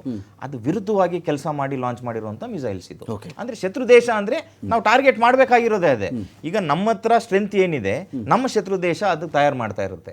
ಸೊ ಹಾಗೆ ಇಸ್ರೇಲು ತೀರಾ ನಾನು ಸೇಫ್ ಆಗಿದ್ದೀನಿ ವರ್ಲ್ಡ್ ಅಲ್ಲಿ, ಟೆಕ್ನಾಲಜಿ ನನ್ನ ಹತ್ರ ಇದೆ ಅಂತ ಹೇಳ್ದಂತ ಇಸ್ರೇಲ್ಗೆ ನನ್ನ ಹತ್ರ ಒಂದು ಸಣ್ಣ ಟೆಕ್ನಾಲಜಿ ಇದೆ ಅಂತ ಇರಾನ್ ಇವತ್ತು ತೋರಿಸ್ಕೊಟ್ಟಿದೆ. ಫೈನ್. ನಾನು ಬಸವರಾಜ್ ಸರ್, ಈಗ ಟೆಕ್ನಾಲಜಿ ಏನೆಲ್ಲ ಮಾತಾಡ್ಕೊಳ್ಳಿ ಸರ್, 19ನೇ ದಿನ ನಾನು ಸರ್ವೈವ್ ಆಗಿದ್ದೀನಿ ಅನ್ನೋ ದೊಡ್ಡ ವಿಚಾರ. ಯಾರ ಹತ್ರ ಎಂಥ ಟೆಕ್ನಾಲಜಿ ಆದರೂ ಇದು ಬಿಡಲಿ ಸರ್, ಹಾಗೆ ಇರಾನ್ ಅದರ ಇತಿಹಾಸದ ಪುಟಗಳಲ್ಲಿ ಸದಾಕಾಲ ಬರೆದಿಟ್ಕೋಬೋದು, ಗೋಡೆ ಮೇಲೆ ಬರೆದ್ಬಿಟ್ಟು ಹೋಗ್ಬೋದು ಬೇಕಾದ್ರೆ ಇರಾನ್ನಲ್ಲಿ. ಉಳಿದವರು ಕೂಡ ನಾನು ಹೇಳ್ತಿರೋದು 19 ದಿನಗಳ ಕಾಲ against the most biggest power of the world, America ವಿರುದ್ಧ ಮತ್ತು ಇಸ್ರೇಲ್ನ ವಿರುದ್ಧ ನಾನು ಸಸ್ಟೈನ್ ಆಗಿದ್ದೆ ಅಂತ ಹೇಳಿ. ಅದೇ ಒಂದು ದೊಡ್ಡ ಕಥೆ ಅಲ್ವಾ ಸರ್? ನಮಗೆ ಹಿಂದೆಲ್ಲ ಈ ವಾರಗಳ ಟೈಮಲ್ಲಿ ಈ ಸಾಹಸದ ಕಥೆಗಳು ಲಾವಣಿಗಳ ಮೂಲಕ ಹೋಗ್ತಾ ಇತ್ತಂತೆ. ಒಂದು ಹೆಂಗೆ ಈ ಥರ ಹೊಡೆದಾಕ್ಬಿಟ್ಲು, ಒಬ್ಬೊಬ್ಬ ಇಂಥ ಸಾಧನೆ ಮಾಡಿದ್ಲು ಅಂತ ಹೇಳಿ. ಅದೇ ಒಂದು ದೊಡ್ಡ ಮೋಟಿವೇಶನ್ ಇರಾನ್ ಜನಗಳಿಗೆ ಅಂತ ಹೇಳಿ. ನಾನು ಸ್ಕೂಲಲ್ಲಿರುವ ಬಹುತೇಕ ಭಾಗ ನಾನು ಕೇಳ್ತಾ ಇದ್ದದ್ದು Vietnam war. Correct. Latest inspiration. Vietnam ಎಂತ ದೊಡ್ಡ ದೇಶ ಹೇಳಿ. ಕರೆಕ್ಟ್. ಅವತ್ತಿನ ಅಮೆರಿಕದ ಅಧ್ಯಕ್ಷ 6 months ಇನ್ ಅಂಡ್ ಔಟ್ ಅಂತ ಹೋಗ್ಬಿಟ್ರು. 25 ವರ್ಷ ಯುದ್ಧ ಆಯ್ತು. ಆ ಯುದ್ಧದ ಕಾರಣಗಳಿಂದಲೇ ಅಮೆರಿಕದಲ್ಲಿ ದೊಡ್ಡ ದೊಡ್ಡ ಚಳವಳಿಗಳು ನಡೆದವು. ಅದರ ಕಾರಣದಿಂದ ಹಿಪ್ಪಿ ಚಳವಳಿ ಶುರುವಾಯಿತು. ಅದೇ ಕಾರಣದಿಂದಾಗಿ ಕ್ಯೂಬನ್ ಕ್ರೈಸಿಸ್ ಶುರುವಾಗಿ ಕೊನೆಗೆ ಕೆನಡಿ ಹತ್ಯೆ ಆಗೋವರೆಗೂ ಹೋಯ್ತದು. ಸೊ ಅಮೆರಿಕದ ಸಮಸ್ಯೆ ಏನು ಅಂದ್ರೆ, ಒಂದು ಅಮೆರಿಕಕ್ಕೆ ಅಷ್ಟು ದೊಡ್ಡ ಇತಿಹಾಸ ಇಲ್ಲ. It is a country of people who came outside and settled. ಹೊಸ ಲೇಔಟ್ ಅನ್ಬಿಡಿ. ನರಸಿಂಹಯ್ಯನವರು ಹಾಗೆ ಹೇಳಿದ್ರು ಅದನ್ನ, America nothing but new layout ಅಂತ ಹೇಳ್ಬಿಟ್ಟಿದ್ರು. ಆದ್ರೆ they have not learned any lesson from their history. Okay. 91 ಇಂದ ಕಲ್ತಿಲ್ಲ ಇವರು. 7000 ಇಯರ್ಸ್ ತಾಲಿಬಾನ್ ಇಂದ ಕಲ್ತಿಲ್ಲ. ಇರಾನ್ದು 7000 years. Absolutely. Not only Iran ಅಂದ್ರೆ ಏನು ರಮಕಾಂತ್? ಆರ್ಯನ್. ಇರಾನ್ ಅರ್ಥನೇ ಲ್ಯಾಂಡ್ ಆಫ್ ದ ಆರ್ಯನ್. ಅಷ್ಟು ದೊಡ್ಡ ಇತಿಹಾಸ ಅದು. ಇವ್ರ ಇತಿಹಾಸ ಈಗ ಹೇಳಿದ್ರಲ್ಲ 3 weeks ಅನೌನ್ಸ್ ಮಾಡಿದ Trump, 3 weeks will conclude the war, will win ಅಂತ. ಅರೆ ಮತ್ತೆ ಹೇಳ್ತೇನೆ, we did not expect this to happen, that to happen. It is your job to expect. Not only your systems are there, your advisors are there, your CIA is there. CIA Tulsi Gabbard and Ninne Rajamakotta, Joe Kent, they are handpicked by Trump. They were handpicked by Trump. ಏನು ಇವತ್ತು ಹೇಳ್ತಿದ್ದಾರೆ ಜೋ Kent? ಟ್ರಂಪ್ಗೆ ಜೋ ಕೆಂಟ್ಗೆ convince ಮಾಡಕ್ಕೂ ಆಗ್ತಾ ಇಲ್ಲ ಟ್ರಂಪ್ಗೆ. ಅಲ್ಲ, ಏನು ಹೇಳಿ ನಾನು ಸರಿ ಅಪ್ಪ ನೀನು ತಪ್ಪು ಪತ್ರ ಬರ್ದಿದ್ದು ಏನು ಅಂತ, ಇದೊಂದು ಅನೈತಿಕ ಯುದ್ಧ. ಯಾಕಂದ್ರೆ ಯುದ್ಧಕ್ಕೆ ಇಂಥ ಯುದ್ಧದಲ್ಲಿ ಭಾಗ ಆಗಕ್ಕೆ ನಾನು ಇಷ್ಟಪಡಲ್ಲ. ಒಂದು ಕಾರಣ ಇರ್ತದೆ. ನನಗೆ ಅಪಾಯ ಇದ್ದಾಗ ಇನ್ನೊಬ್ಬನ ಮೇಲೆ ಅಟ್ಯಾಕ್ ಮಾಡಬೇಕು. ಇರಾನಿಂದ ನಿಮಗೇನು ಅಪಾಯ ಇತ್ತು ಅಷ್ಟೇ ಪ್ರಶ್ನೆ ಕೇಳ್ತಿರೋದು ಕೆಂಟ್. ಇರಾನಿಂದ ಅಮೆರಿಕಾಗೆ ಏನು ಅಪಾಯ ಇತ್ತು? ಇಸ್ರೇಲ್ಗೆ ಅಪಾಯ ಇತ್ತು, ಬೇರೆ ವಿಚಾರ. ನಿಮಗೇನು ಅಪಾಯ, ನನಗೇನು ಅಪಾಯ ಇತ್ತು? ಯಾಕೆ ನಾನು ಇಷ್ಟು ದೊಡ್ಡ ಖರ್ಚನ್ನ, ಇಷ್ಟು ದೊಡ್ಡ ಮ್ಯಾನ್ ಪವರ್ ಅನ್ನ, ಇಷ್ಟು ದೊಡ್ಡ ರಿಸ್ಕ್ ತಗೊಂಡು ಅಮೆರಿಕ ಜನ ಸಾಯ್ತಾ ಇದ್ದಾರೆ ಸರ್, ಜನ ಸಾಯ್ತಾ ಇದ್ದಾರೆ, ಯಾಕೆ ಹೋಗ್ಬೇಕು ನಾನು? ಇದನ್ನ ಪ್ರಶ್ನೆ ಜೋಕೆಂಟ್ ಇದನ್ನ ಪ್ರಶ್ನೆ ಎತ್ತಿ ರಾಜಮ್ ಕೊಟ್ಟದ್ದು ಬಹಳ ಒಳ್ಳೇದು. ಇಲ್ಲದೆ ಹೋದ್ರೆ ಪತ್ರಿಕೆಗಳ ಪ್ರಶ್ನೆ ಕೇಳಿದ್ರೆ ಪತ್ರಿಕೆಗಳ ಕೇಸ್ ಹಾಕ್ಬೇಕು. ಆ ಬ್ರಾಡ್ಕಾಸ್ಟ್ ಲೈಸೆನ್ಸ್ ವಿಡ್ರಾ ಮಾಡ್ಕೊಂಡು ಹೊರಟಿದ್ದಾರೆ ಸಾಹೇಬ್ರೀಗ. ಮಾಧ್ಯಮದ ಸವಾರಿ ಅಷ್ಟೇ ಲೈಸೆನ್ಸ್ ಪ್ರಶ್ನೆ ಕೇಳಿದ್ರೆ ಅಮೆರಿಕದ ದೇಶದ್ರೋಹಿ ಅವನು ಅಂತ, ಅಲ್ಲಿ ಯಾರನ್ನ ಪ್ರಶ್ನೆ ಕೇಳಿದ್ರೆ ಅಮೆರಿಕ ದೇಶದ್ರೋಹಿ ಅವನು. This his land of freedom, land of liberty ಇದು ಅಮೆರಿಕ ಅಂದ್ರೆ. ಓಕೆ, ಅಮೆರಿಕ ಕಟ್ಟಿದ್ದೆ ಅದೇ ತರ. ಆದ್ರೆ ನಿನ್ನೆ ಆಸ್ಕರ್ ಸಮಾರಂಭದಲ್ಲಿ ಜಿಮ್ಮಿ ಕೆಮೆಲ್ ಮತ್ತು ಅನೇಕ ನಟರು ಕರೆಕ್ಟ್ ಆಗಿ ಪ್ಯಾಲೆಸ್ಟೈನ್ ಏನೋ ಇಲ್ಲೆಜಿಟಿಮೇಟ್ ವಾರ್ ಬಗ್ಗೆ ಮಾತಾಡಿದ್ರು, ತಮಾಷೆ ಮಾಡ್ತಾರೆ. ಗಿವಿಂಗ್ ಏನೋ ರೈಟ್. ಬಟ್ ಈಗ ಹೇಳಿದ್ರಲ್ಲ ನೀವು, ಇದು ಯುದ್ಧ 19 ದಿನ ಸರ್ವೈವ್ ಆಗಿದ್ದು, that is true and it will go on. Trust me, it will go on.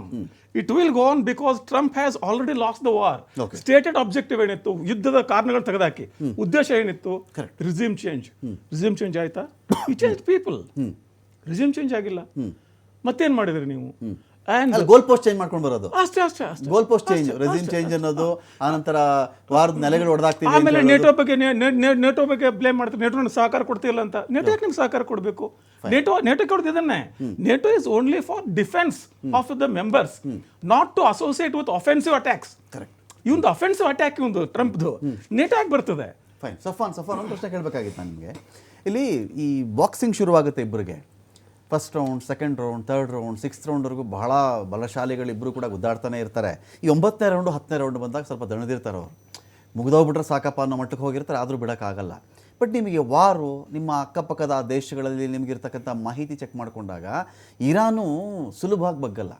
ನನ್ನ ನಾಯಕರನ್ನು ಹೊಡೆದವನನ್ನು, ನನ್ನ ನೆಲವನ್ನು ನಾಶ ಮಾಡಿದವನ್ನ ನಾವಂತೂ ಬಿಡಲ್ಲ. ನಾವು ಸಾಯಿಸ್ತೀವೋ ಬಿಡ್ತೀವೋ ಗೊತ್ತಿಲ್ಲ, ಫೈಟ್ ಮಾತ್ರ ಜಾರಿಯಲ್ಲಿರುತ್ತೆ. ಆ ಧೋರಣೆ ಇರಾನ್ ಇದೆಯಾ ಅಂತೇಳಿ. ಇನ್ನೊಂದು ವಿಷಯ ಏನು ಅಂತ ಹೇಳಿದ್ರೆ, ಸುತ್ತಲ 52-51 ಮಿತ್ರ ರಾಷ್ಟ್ರಗಳು, ಮುಸ್ಲಿಂ ರಾಷ್ಟ್ರಗಳು ಯಾರು ನನ್ನ ನೆಲದ ಮೇಲಿನ ಅಮೆರಿಕಾ ಸೇನಾ ನೆಲೆಯನ್ನು ಇರಾನ್ ಧ್ವಂಸ ಮಾಡಿತ್ತು ಅನ್ನೋ ಕಾರಣಕ್ಕೆ ಇರಾನ್ ಮೇಲೆ ಯಾರೂ ಅಟ್ಯಾಕ್ ಮಾಡಿದ್ದು ನಾನು ಕೇಳಿಲ್ಲ ಸೋಫಾರ್. ಇರಾನ್ ಮೇಲೆ ಇವ್ರಗಳ ಕಡೆಯಿಂದ, ಬೇರೆ ದೇಶಗಳ ಕಡೆಯಿಂದ ಯಾರೂ ಅಟ್ಯಾಕ್ ಮಾಡಿಲ್ಲ. ಮಾಡಿದರೆ ಅಮೆರಿಕ ಮಾಡಿರ್ಬೇಕಷ್ಟೇ ಅಂತ ಹೇಳಿ. ಸೊ ಇದು ಕೂಡ ಟ್ರಂಪ್ ಎಕ್ಸ್ಪೆಕ್ಟ್ ಮಾಡಿರಲಿಲ್ವಾ ಅಂತ. ಮೇಲೆ ಹೊಡಿತಾರೆ ಅಂತ ನನಗೆ ಗೊತ್ತೇ ಇರಲಿಲ್ಲ, ಇದು ನಂಗೆ ನಿಜವಾದ ಶಾಕ್ ಅಂತ ಹೇಳಿ ವಿಶ್ವ ದೊಡ್ಡಣ್ಣ ಬಿರುದಾಂಕಿತ ವ್ಯಕ್ತಿ ಬಂದು ವಿಶ್ವದ ಮಾಧ್ಯಮದ ಮುಂದೆ ಮಾತಾಡ್ತಿರೋದು. ಸೊ ಅನ್ಎಕ್ಸ್ಪೆಕ್ಟೆಡ್ ಆಗಿ ಈ ಒಂದು ಅಲಯನ್ಸ್ ಥರನೇ ಈಗ ನಾನು ಇರಾನ್ಗೆ ಸಹಾಯ ಮಾಡಲ್ಲ ಅನ್ನೋದು ಒಂದು ಭಾಗ, ಇರಾನ್ ಮೇಲೆ ಅಟ್ಯಾಕ್ ಮಾಡಲ್ಲ ಅನ್ನೋದು ಕೂಡ ಅಷ್ಟೇ ಅಡ್ವಾಂಟೇಜಾ ಇರಾನ್ಗೆ ಅಂತ.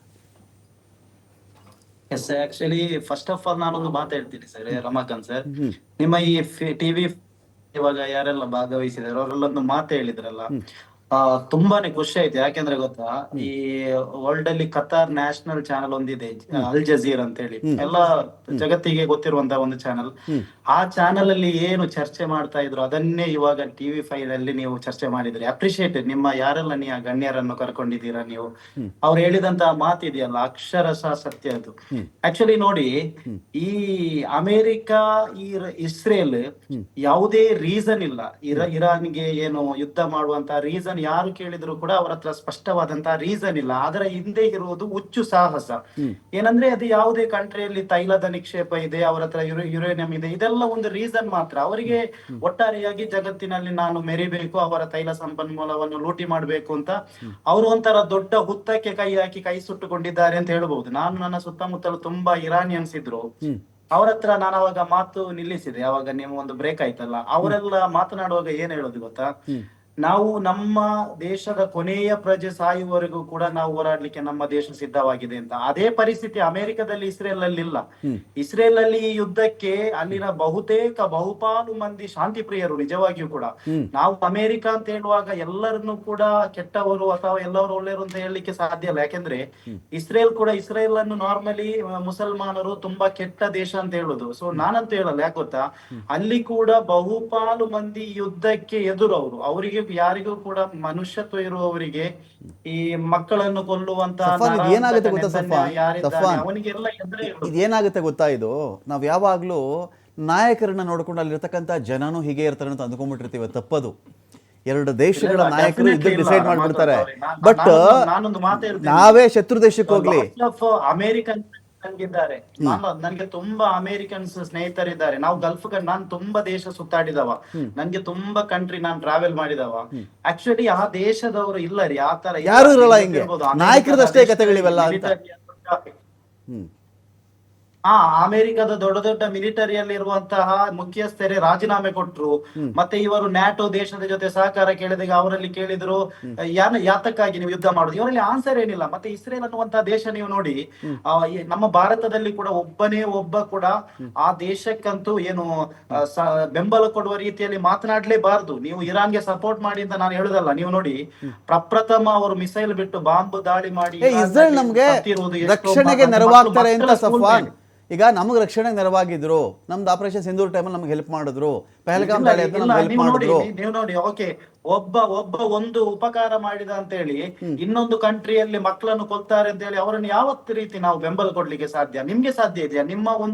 ನಮ್ಮ ಮನೆಯ ಮಕ್ಕಳಿಗೆ ಜ್ವರ ಬಂದ್ರೆ ಕೂಡ ನಾವು ಸರಿಯಾಗಿ ತಿನ್ನಲ್ಲರಿ, ಅಂತದ್ರಲ್ಲಿ 100-200 ಮಕ್ಕಳನ್ನು ಶಾಲೆಗೆ ಬಾಂಬ್ ಹಾಕಿ ಕೊಲ್ತಾರೆ ಅಂದ್ರೆ ಅದು ಇಂಟೆನ್ಷನಲಿ ಅಲ್ವಾ?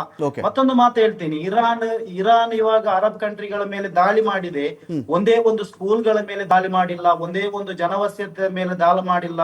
ನೀವು ನೋಡಿ, ಅವರ ಒಂದು ನಿಜವಾಗಿ ಅವರ ಮಾನವೀಯತೆ ಇರುವವರು ಅಂತ ಹೇಳ್ಬೋದು. ಅವರು ಯುದ್ಧ ಮಾಡ್ತಾ ಇದ್ದಾರೆ ನಿಜ, ಯಾಕೆಂದ್ರೆ ಅವರ ತಂಟೆಗೆ ಹೋದ ಕಾರಣ ಗಲ್ಫ್ ದೇಶದಲ್ಲಿರುವಂತಹ ಮಿಲಿಟರಿ ಸೇನಾ ನೆಲೆಗಳ ಮೇಲೆ ದಾಳಿ ಮಾಡಿದ್ದಾರೆ.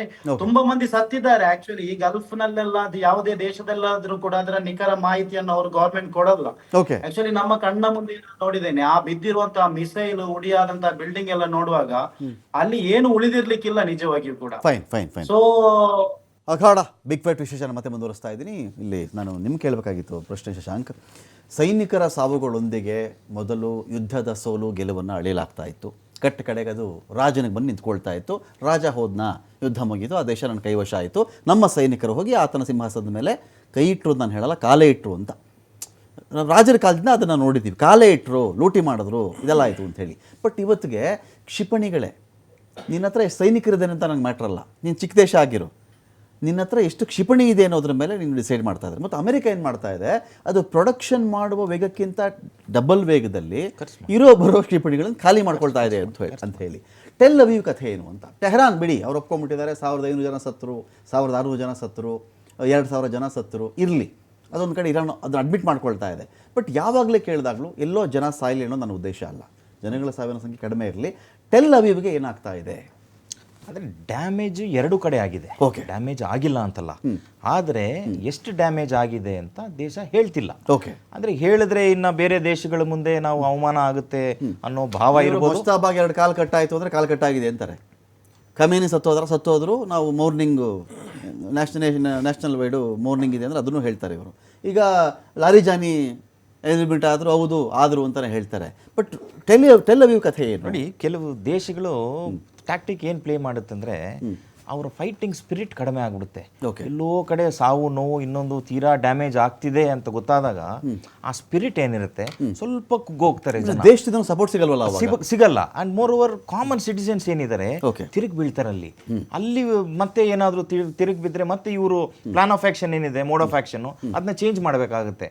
ಸೊ ಹಾಗಾಗಿ ಎಲ್ಲೆಲ್ಲಿ ಸಾವು ನೋವಾಗ್ಲಿ ಏನೇನ್ ಡ್ಯಾಮೇಜ್ ಆಗ್ಲಿ ಇಂತಿಷ್ಟು ಕಾರಣಕ್ಕೆ ಇಷ್ಟೇ ಆಯ್ತು ಅಂತ ಯಾವುದೇ ದೇಶ ಹೊರಗಡೆ ಹೇಳ್ತಿಲ್ಲ, ಇನ್ಕ್ಲೂಡಿಂಗ್ ಅಮೆರಿಕ. ಇಷ್ಟು ಜನ ಸೈನಿಕರು ಸತ್ತಿದ್ದಾರೆ ಅಂತ ಅಮೆರಿಕ ಹೇಳ್ತಿದ್ಯಾ?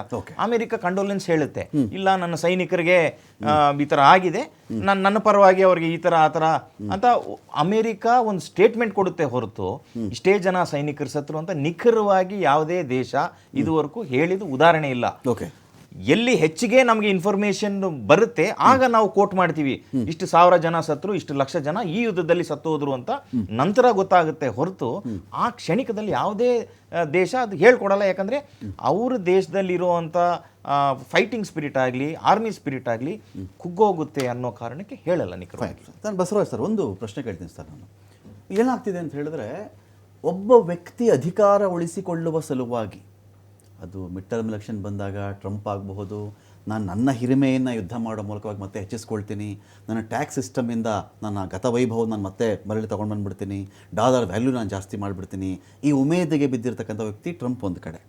ಸೇಮ್ ವಿತ್ ನೆತನ್ಯಾಹು ಕೂಡ ತುಂಬ ಜನಪ್ರಿಯತೆ ಪಾತಾಳಕ್ಕೆ ಹೋಗಿ ಆ ದೇಶದಲ್ಲಿ ಅಧಿಕಾರವನ್ನೇ ಕಳ್ಕೊಂಡು ಒಂದೇ ಯಾವುದೋ ಮೈತ್ರಿ ಸರ್ಕಾರ ಬಂದು ಮತ್ತೆ ಅಧಿಕಾರ ಹಿಡಿದಿರ್ತಕ್ಕಂಥ ವ್ಯಕ್ತಿ ನೆತನ್ಯಾಹು. ಇದೇ ಇಸ್ರೇಲ್ನ ಮೇಲೆ, ಇಸ್ರೇಲ್ನ ಅಂತಹ ದೊಡ್ಡ ವಿಶ್ವದ ನಂಬರ್ 1 ಗುಪ್ತಚರ ಸಂಸ್ಥೆ ಅಂತ ಬಿರುದಾಂಕಿತ ಮೊಸ್ಸಾದನ ಕಣ್ಣುಗಳನ್ನು ಭೇದಿಸಿ ಆ ಕಣ್ಣುಗಳನ್ನು ದಾಟಿಕೊಂಡು ಅವ್ರ ಮೇಲೆ ದಾಳಿ ಆಯಿತು ಅಂತ ಸ್ವಲ್ಪ ನಂಬಕ್ಕೆ ಕಷ್ಟ ಆಯ್ತದು. ಅನೇಕ ರಾಜಕೀಯ ವಿಶ್ಲೇಷಕರು ಅದ್ರ ವಿಶ್ಲೇಷಣೆ ಮಾಡಿದ್ರೆ ನಿಮ್ಗೆ ಗೊತ್ತಿರ್ತಾರೆ, ಅದು ತುಂಬ ಚೆನ್ನಾಗಿ ವಿಶ್ಲೇಷಣೆ ಮಾಡಿದ್ದಾರೆ, ಅದು ಹೈಲಿ ಇಂಪಾಸಿಬಲ್ ಇತ್ತು ಅಂತ ಹೇಳಿ. ಆ ವಿಚಾರ ಇಟ್ಕೊಂಡು ಇವರ ಗತವೈಭವವನ್ನು, ಇವರ ಪೊಲಿಟಿಕಲ್ ರಾಜಕೀಯ ಅಸ್ಮಿತೆಗಳನ್ನು ಮತ್ತೆ ಮೇಲ್ಮಟ್ಟ ತೊಗೊಂಡು ಹೋಗೋ ದೃಷ್ಟಿಯಿಂದ ಶುರುವಾಗ್ತಿರ್ತಕ್ಕಂಥ ವಾರ್. ಖಮೇನಿಗೆ ಆ ಸಮಸ್ಯೆ ಇರಲಿಲ್ಲ, ಇದ್ದಿದ್ದು 37-38 ವರ್ಷದಿಂದ ಆಳ್ತಿದ್ದೆ ಖಮೇನಿ. ಬಟ್ ಇವರ ಓನು ಈ ಸ್ವಾರ್ಥಕ್ಕೋಸ್ಕರವಾಗಿ ಜನ ಸಾಯ್ತಾ ಇದ್ದಾರೆ ಅಲ್ಲಿ ಅಂತ. No doubt. ಆದರೆ ಅದನ್ನು ಸ್ವಲ್ಪ ಬೇರೆ ಆಯಾಮದಲ್ಲಿ ನಾನು ನೋಡ್ತೇನೆ. ಡೊನಾಲ್ಡ್ ಟ್ರಂಪ್ ಮತ್ತು ಬೆಂಜಮಿನ್ ನೆತನ್ಯಾಹು ಇಬ್ಬರು ಕೂಡ their popularity is lowest in their country. Correct. ಇಬ್ಬರು ಜನಪ್ರಿಯತೆ ತೀರಾ ಕೆಳಗಿದೆ. ಅಮೆರಿಕದಲ್ಲಿ ಆಂತರಿಕ ದಂಗೆಗಳು ಎಲ್ಲ ರಾಜ್ಯಗಳಲ್ಲಿ ಸರ್. ಅಲ್ಲಿ ನೀವು ನಾನು ಊಹಿಸಿರ್ಲಿಲ್ಲ ಅಮೆರಿಕಾದಲ್ಲಿ ವೈಟ್ ಹೌಸ್ ಮೇಲೆ ದಾಳಿ ಮಾಡ್ತಾರೆ ಟ್ರಂಪ್ ಬೆಂಬಲಿಗರು ಅಂತ ಹೇಳಿ. ವೈಟ್ ಹೌಸ್ ಬೆಂಕಿ ಹಚ್ಚಿದ್ರು ಸರ್, ಬೆಂಕಿ ಹಚ್ಚಿದ್ರು. ಹೌದು ಅಧಿಕಾರ ಕಳ್ಕೊಂಡಾಗ. ಈ ಒಂದು ಇಬ್ಬರಿಗೂ ಇದು ಒಂದು ಆದರೆ ಇನ್ನೊಂದು ಇಬ್ಬರ ಮೇಲೂ ಗುರುತರ ಆರೋಪಗಳಿದ್ದಾವೆ, ಭ್ರಷ್ಟಾಚಾರ ಆಗಲಿ ಮತ್ತು ಆರೋಪಗಳಿದ್ದಾವೆ. ಮತ್ತು ಇಬ್ಬರಿಗೂ ಒಂದೊಂದು ಭ್ರಮೆ ಇದೆ. ಟ್ರಂಪ್ಗೆ ಮಗ ಮೇಕ್ ಅಮೆರಿಕಾ ಗ್ರೇಟ್ ಅಗೇನ್ ಅಂತ, ನೆತನ್ಯಾಹುಗೆ ಗ್ರೇಟರ್ ಇಸ್ರೇಲ್. ಈ ಎರಡು ಭ್ರಮೆಗಳು ಮತ್ತು ಇವರ ಭ್ರಷ್ಟಾಚಾರದ ಒಂದು ಆರೋಪಗಳು ಮತ್ತು ಕೆಲವೊಂದು ಸಕಾರಣ ಆರೋಪಗಳಿದಾವೆ ಬಿಡಿ, ಇನ್ಕ್ಲೂಡಿಂಗ್ ಎಪ್ಸ್ಟೀನ್ ಆಲ್ಸೋ. ಆಮೇಲೆ ಇವರ ಪಾಪ್ಯುಲಾರಿಟಿ ಕೆಳಗೆ ಇರೋದು. ಸಾಮಾನ್ಯವಾಗಿ ಇತಿಹಾಸದ ಪೂರ್ತಿ ನೋಡ್ಕೊಂಡು ಬನ್ನಿ ನೀವು, ಯಾವಾಗ ಒಬ್ಬ ಸರ್ವಾಧಿಕಾರಿ ಮನಸ್ಥಿತಿಯ ನಾಯಕನ ಜನಪ್ರಿಯತೆ ಕುಗ್ಗುತ್ತದೋ ಯುದ್ಧಕ್ಕೆ ಹೋಗ್ತಾನೆ. ಆತ ಯುದ್ಧ, it is always mistake of the other. He always wants to unite people based on fear. ಈಗ ಅಮೆರಿಕಾಗೆ ಇದು ಬೇಕಿರಲಿಲ್ಲ, ನೆತನ್ಯಾಹುಗೆ ಬೇಕಿತ್ತೇನೆ, because they are natural enemies. Israel and Iran natural enemies. ಅಮೆರಿಕಕ್ಕೆ ಬೇಕಿರಲಿಲ್ಲ. Why America had to get into this? America Trump ನಾಳೆ ಹೋಗಿ ಏನು ಹೇಳ್ತಾನೆ ತನ್ನ ಜನರಿಗೆ, ತನ್ನ ದೇಶದ ಏನನ್ನ ರಕ್ಷಣೆ ಮಾಡೋಕೆ ಯುದ್ಧ ಮಾಡಿದೆ ಅಂತ ಹೇಳ್ತಾನೆ. He can only say I want to protect Israel, or he can say Iran has nuclear. ಇನ್ನೊಂದು, ಇರಾನ್ ನೀವು ಏನೇ ಮಾತಾಡ್ಕೊಂಬಿಡಿ ಸರ್, ಇರಾನ್ನಿಂದ ಒಂದು ಮಿಸೈಲ್ ಹಾರಿ ಬಂದು ನ್ಯೂಯಾರ್ಕ್ಗೆ ಬಡಿದು ಬಿಡುತ್ತೆ, ವಾಷಿಂಗ್ಟನ್ಗೆ ಬಡಿದು ಬಿಡುತ್ತೆ, ಇನ್ಯಾವುದೋ ಚಿಕಾಗೋ ಹೊಡೆದು ಬಿಡುತ್ತೆ ಅಂತ ಎಲ್ಲಾದ್ರೂ ಇದೆಯಾ ಸರ್? ಎಲ್ಲಿಯಾದ್ರೂ ಲಾಜಿಕಲಿ ಅವರು ನುಗ್ಗು ಬಿಡ್ತಾರೆ, ಊಹಿಸೋಕ್ಕಾಗೋದಿಲ್ಲ. ಸಾಧ್ಯ ಇದೆಯಾ? Absolutely not. ನ್ಯೂಯಾರ್ಕ್ನ ಅಥವಾ ವೈಟ್ ಹೌಸ್ ಬಂದು ಬಿದ್ದು ಬಿಡುತ್ತೆ ಒಂದು ಕ್ಷಿಪಣಿ ಇತ್ತ ಸರ್ ಆ ಆ ಥರದ್ದು? ಮನುಷ್ಯ ಮಾತಾಡೋದೇನಂದ್ರೆ, if Iran acquires nuclear capabilities it will destabilise the middle eastern region. Correct. ಮಧ್ಯಪ್ರಾಚ್ಯ ಪ್ರದೇಶಕ್ಕೆ ಒಂದು ಅಸ್ಥಿರತೆ ಬಂದ್ಬಿಡ್ತದೆ. ಈಗ ಅಮೆರಿಕದ ತೈಲ ಪೂರೈಕೆ ಡಿಸ್ಟರ್ಬ್ ಆಗುತ್ತೆ, ಈಗ ನನ್ನ ಎಕಾನಮಿಗೆ ಇದಾಗುತ್ತೆ, ಅದೇನೇನೋ ಹೇಳ್ತಾರೆ. ಹೋದ ಜೂನ್ನಲ್ಲಿ ಅಮೆರಿಕದ ಕೈನಲ್ಲಿ B2 ಸ್ಟೆಲ್ತು ಈ ಬಾಂಬರ್ಗಳು ಬಳಸ್ಕೊಂಡು, ಬಂಕರ್ ಬಸ್ಟರ್ಗಳನ್ನು ಬಳಸ್ಕೊಂಡು ಇವರು ನಟಾಂಜೋ ಫೋರ್ಡೋನೋ ಅಲ್ಲಿದ್ದ ಅಣ್ವಸ್ತ್ರಗಳನ್ನ ನಾಶ ಮಾಡೋಕ್ಕಾಗದೇ ಇದ್ರೆ ಇನ್ನು 500 ವರ್ಷ ಕೊಟ್ಟರು ನಾಶ ಮಾಡೋಕ್ಕಾಗಲ್ಲ ಅವರು. ಮತ್ತೆ ಇನ್ನೊಂದೇನಂದ್ರೆ, ಈಗ we are connected world. Correct. Iran ಅಂದ್ರೆ ಇರಾನ್ ಮಾತ್ರ ಇರೋದಿಲ್ಲ, ಇರಾನ್ಗೂ ಗೆಳೆಯರು ಇರ್ತಾರೆ, ಕೆಲವರು ಸಾರ್ವಜನಿಕವಾಗಿರ್ತಾರೆ, ಕೆಲವರು ಗೌಪ್ಯವಾಗಿರ್ತಾರೆ. For every country has those things. I don't know where America's fail or he is intentionally is doing it. ಯಾಕಂದ್ರೆ ನಾಳೆ ದಿನ ಚುನಾವಣೆ ಆದರೆ ಅಥವಾ ಈ ಥರದ ಒಂದು ಸ್ಮೋಕ್ ಸ್ಕ್ರೀನ್ ಅಂತ ಹೇಳಿದೆ ಏನು ಹೇಳ್ತೀವಿ ಇಂಗ್ಲೀಷಲ್ಲಿ, ಇದು ಹೋಗ್ಬಿಟ್ರೆ Trump has to face very serious allegations, especially in Epstein case. ಅನೇಕ CIA ವರದಿಗಳ ಪ್ರಕಾರ Epstein was working for Mossad. If Epstein was working for Mossad, is that the reason why America got into this war? ಕೇವಲ ಒಬ್ಬ sex offender ಕಾರಣದಿಂದಾಗಿ ಜಾಗತಿಕವಾಗಿ ಇಷ್ಟು ದೊಡ್ಡ ತಲೆನಾಗಿ ಹೋಯ್ತಾ? That's a very serious question to consider. ಹೀಗಾಗ್ಬಿಟ್ರೆ ಅಧಿಕಾರ ಶಾಶ್ವತ ಅಲ್ಲ ಟ್ರಂಪ್ಗೂ ಕೂಡ. ಟ್ರಂಪ್ ನಾಳೆ ಅಧಿಕಾರ ಕಳ್ಕೊಂಡ್ಬಿಟ್ರೆ he will have to face very serious charges. American judicial system is not at all forgiving. Federal courts are not at all forgiving. ಅವನ ಅಧಿಕಾರದಲ್ಲಿ ಇರುವಾಗಲೇ ಟ್ಯಾರಿಫ್ಗಳು ಬಿಲ್ಲಿಗಳಂತ ಹೇಳಿ ಆಗಿದೆ ಈಗಾಗಲೇ, ಅವನ ಅಧಿಕಾರದಲ್ಲಿ ಇರೋವಾಗ್ಲೇ. ಮತ್ತೆ ಯಾವ ಓಟ್ ಚೋರಿ ಚಳವಳಿ ಯು ಸಾಹೇಬ್ರು ಮಾಡಿದ್ರು ಒಂದು ಕಾಲದಲ್ಲಿ, ಅದೇ ವೈಟ್ ಹೌಸ್ ಆಯ್ತಲ್ಲ ಆ ಟೈಮಲ್ಲಿ. ಅವಾಗ ವೋಟಿಂಗ್ ಏಜೆನ್ಸಿ ಅದನ್ನ ಮಷಿನ್ ಮಾಡೋ ಮ್ಯಾನುಫ್ಯಾಕ್ಚರಿಂಗ್ ಕಂಪ್ನಿ ಕೋರ್ಟಿಗೆ ಹೋಗಿ ಆ ಕೋರ್ಟಲ್ಲಿ ಫಾಕ್ಸ್ ನ್ಯೂಸ್ ಇವರೆಲ್ಲ ದಂಡ ಕೊಟ್ಟು ಬಂದಿದ್ದಾರೆ, ನಾವು ಹೇಳಿದ ತಪ್ಪಾಯ್ತು ಅಂತ. So American judiciary is very very neutral in these things. So that is a fear. ತನ್ನೊಳಗಿನ ಭಯಕ್ಕೋಸ್ಕರ ಇದೆಲ್ಲ ನಡೀತದೆ ನನಗನ್ಸುತ್ತೆ. ಫೈನ್. ಸಫಾನ್, ಈಗೀಗ ನಿಮಗೆ ಇಲ್ಲೇನಾಗ್ಬಿಟ್ಟಿದೆ ಅಂತ ಹೇಳಿದ್ರೆ, ಇರಾನ್ ಇಸ್ರೇಲ್ ಅಂತ ಮಾತಾಡೋ ತಕ್ಷಣ ಏನೋ ಒಂದು ಕಡೆ ಬಣದ ಕಡೆ ವಾಲ್ ಬಿಡ್ತಾರೆ, ಸೈಡ್ ತೊಗೊಂಡ್ಬಿಡ್ತಾರೆ, ಆ ಪಕ್ಕಕ್ಕೆ ನಿಂತ್ಕೊಂಡ್ಬಿಡ್ತಾರೆ. ಈ ಥರದ್ದು ಏನೂ ಇಲ್ಲ. ವಾರ್ ನಡೆದಂತೆಯೇ ಇಸ್ರೇಲ್ ಡ್ಯಾಮೇಜ್ ಆಯಿತಾ, ಇಸ್ರೇಲ್ ಡ್ಯಾಮೇಜ್ ಆಗಿದೆ. ಇರಾನಲ್ಲಿ ಡ್ಯಾಮೇಜ್ ಆಗಿದೆ. ಖಮೇನಿ ನೋಡೋದು ಹಾಕಿದ್ರೆ ಹೌದು ಖಮೇನಿ ಕತೆ ಮುಗೀತು. ಹೌದು ಅಲ್ಲಿ ಲಾರಿಜಾನಿನ ಮುಗಿಸಿದ್ರು. ನೆಕ್ಸ್ಟ್ ಯಾರೋ ಗೊತ್ತಿಲ್ಲ ನಮಗೆ. ಸೊ ಇಂಥ ಸನ್ನಿವೇಶದಲ್ಲಿ ಆ ಭಾಗದ ಜನಗಳು, ನೀವು ಅಲ್ಲಿಂದ ಆಚೆ ಬಂದಾಗ ನಿಮ್ಗೆ ಎಂಥ ಮನಸ್ಥಿತಿಯಲ್ಲಿ ನೀವಿರ್ತೀರಿ ಈಗ ಅಂತ? ನಮ್ಗೆ ಈ ಯುದ್ಧದ ಬಗ್ಗೆ ನಮ್ಗೆ ಏನ್ ಗೊತ್ತಾ, ನೀವು ನೋಡಿ ಯಾವುದೇ ಯುದ್ಧ ಕೂಡ ನಮ್ಮ ಎಷ್ಟೇ ದೂರದ ಕಂಟ್ರಿ ಅವ್ರಿಗೆ ಕೂಡ ಅದು ಪ್ರತಿಯೊಂದು ಮನೆಯ ಅಡುಗೆ ಕೋಣೆಗೂ ಕೂಡ ಅದರ ಬಿಸಿ ತಟ್ತದೆ. ಸೊ ಆಕ್ಚುಲಿ ಕೆಲವೊಂದು ಫ್ಯಾಕ್ಟ್ ವಿಷಯಗಳನ್ನು ಈ ಎಸ್ಪೆಷಲಿ ನಮ್ಮ ನ್ಯೂಸ್ ಚಾನೆಲ್ಗಳೆಲ್ಲ ಮಾತನಾಡಲ್ಲ. ಬಟ್ ನನ್ಗೆ ತುಂಬಾ ಖುಷಿ ಆಗಿರೋದು ಈ TV5 ನಿಜವಾಗಿಯೂ.